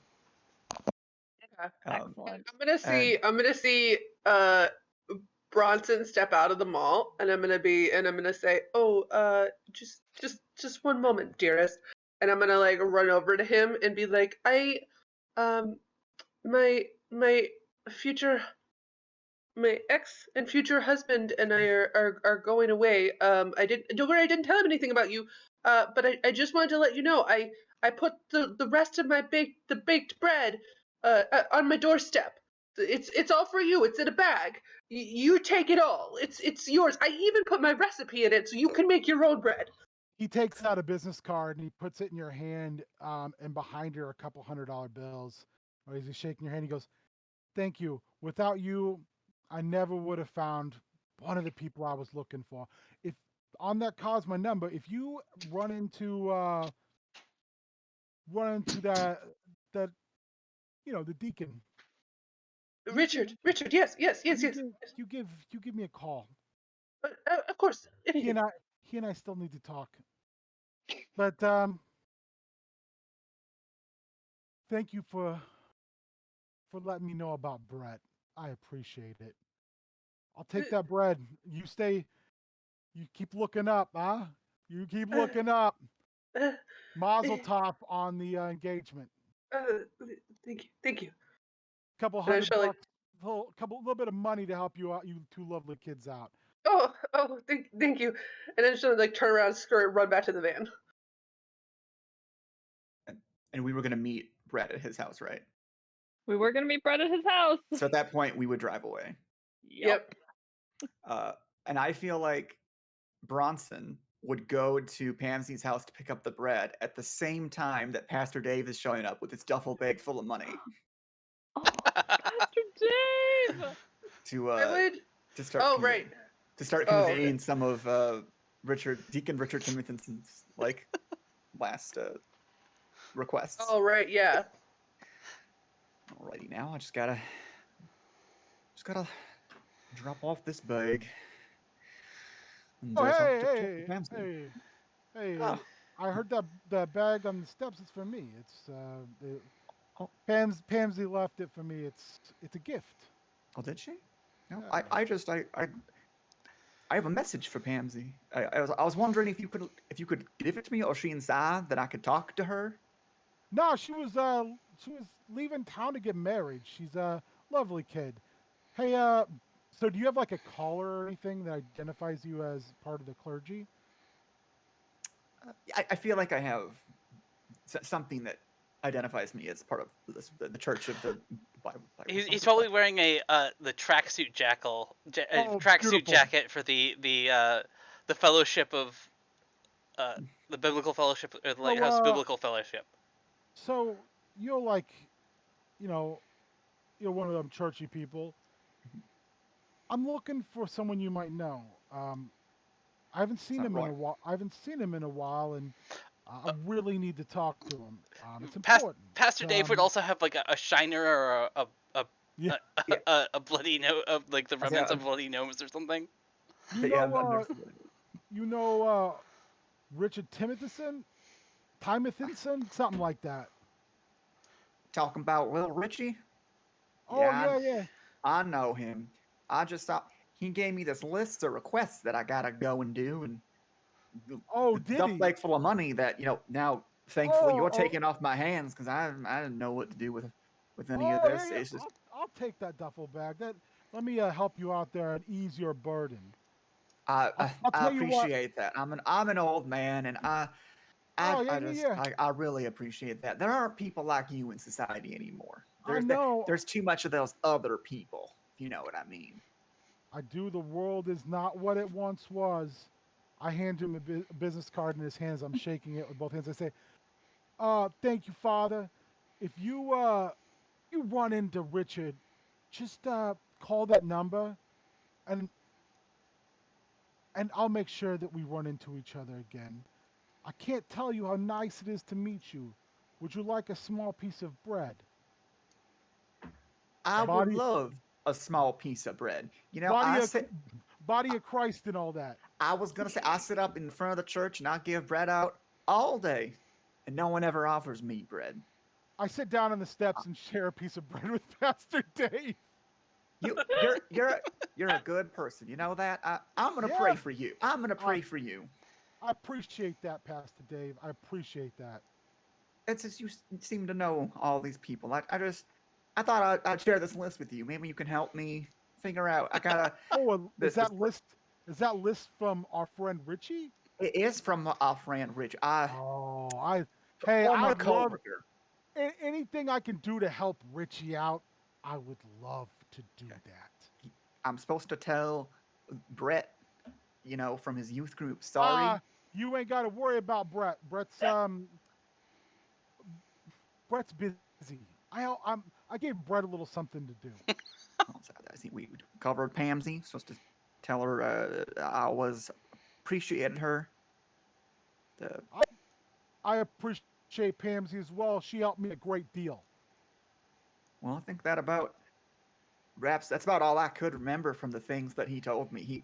I'm so old. He rambled off such a long list. He punched me right in the face, and I don't like to damn people to hell. It ain't my place. But if I were the one making decisions, let's just say he'd be toasty. Father, let me tell you something. You have nothing to feel bad about. Richie's not a good guy. He's not. He's done bad things, and I don't think St. Peter is going to miss him at the gates. You have a good night, Father. I got to get going. I got some things to do before I head back to Massachusetts. All right? Hey. Sounds good. Hey, you know what? God bless you. Say Hail Mary for me, eh? I will. I'll say all the Hail Marys for you. Like, I'm not that kind of pastor, but cool. I know. Well, what a fine, upstanding gentleman. Get my bag of money and my bag of bread. So a little disappointed when you open it and it's like $200 worth of ones. Small bills. So Pansy and Abraham and everybody are in the van with Esther, and we'll roll up to Brett's and we'll just like lay on the horn like we're in a hurry. We'll wait a little longer, and I'll look at my watch, and then we're just leaving. I should have known that Esther was stone cold, but I mean, I got out of the cult. I've got enough money to start a new life. I got my brother out of the cult. That does mean Pamsy's coming along, but like, whatever, it's fine. It's okay because Abraham and Pamsy will be getting their own apartment. Mm-hmm. We need some private time. Will. Also, lots of tablecloths. Gonna brew some tea. We are just gonna like haul ass out of Poppleton. We're making our way to Tampa. You'll call Brett. You'll tell Brett that we're going ahead, and setting it up, and then we'll come back for him. When you Leave him a call, note. when you call the house, his dad answers and asks who it is because Brett's dead. Oh no! That's really sad. Mhm. He's like, Brett was killed at the mall. That's tragic. Now Rebecca's gonna have to work a double. I'm sorry, what? My boy is dead! Pamsy's gonna feel real bad, but she's never gonna tell Abraham. So both Right. Abraham and Pansy have a murdery secret. From That's each I other. would fun. totally tell Esther that I believe that I murdered Lisa. Not Okay, knowing if she you survived. tell Esther that, I will tell you that I may be responsible for Brett's death. I'll tell you all about the man who came to me, and I told him he scared me, and that's why I'm so happy to see you. And like, also because I love you, not just because I was terrified, but like also, and that like, oh, and now Abraham and Pansy have no secrets, and their relationship is stronger than ever. Also, perhaps may already be with child because grew up in a cult. We don't know what protection is. Yeah. Oh yeah. So Oh, and definitely we've didn't- adopted like 6 Ethiopian children through some very shady adoption and they are very organization. productive. Like, let me tell you what, they do their chores. All right, I think we should wrap No, it I up. also feel like we get to Tampa and we're like we stay in Tampa for like a month and then we're like Tampa sucks and we found out Brett died and so we're like let's go somewhere else and so we like pack up and move somewhere else. Esther, do you tell them like right when you get in the van that Brett's dead, or are you just like, I'm not saying a word about this shit? I'll I deal think with we this later. I mean, that's like some fun, like, on the road conversation we can have. Yeah. Yeah. Does Richard Timothy's son react to the news Brett is dead? Does he ever He hear? doesn't. He probably never knows because he like cuts all his ties. Like he never goes and seeks out any information about Poppleton. He is somewhere out west, like laying as low as he can low, grateful that he's alive. How much One how day- much how much one money do day- we think how much money do we think was in the rubber bin? Like $1 million? Yeah. Yeah, I would say minimum $1 million. Okay. And I bet you Richard got away with Like 10,000. good. I would say again, bare minimum 10,000 90s money. Yeah. So okay. So we don't like we still because and like we don't join any. I feel like Abraham and I just like stopped going to church. Oh, and The only temples we worship are each other's bodies. Oh no. also, Pastor Dave does agree to pack up the stuff that was left behind and does a terrible job because he's an old man. They're like they get there and like all of them have at least like one little chip on them that clearly happened before they got packed. So it's like he like dropped them and then some of them they packed poorly so they broke in transit. But I'm less upset about it because we've already replaced all of them with the money that we had. And Esther is still looking for love, but is not very Aw. good at social skills, and so she decides that she's gonna do some of those like video dating videos, but she also is like not very tech savvy, so they're real bad. It's like mostly just her being like, "Can you hear me? Can you hear me?" Bronson Squatchy takes the bag to the people he owes money to and thinks it's going to be enough. And he ends up in a ditch with a bullet to the head. Bronson Squatch, no. And of course, since Timothyson is never looking for those names, just like feeling it's bad luck to even like speak or look for them, he never knows that he's free. Yep. All right. I'm sorry, Brett was too dumb to live. I thought people were gonna give me more bad endings, but No, I thought you were so selfish in your ending that it was perfect. No, it's great.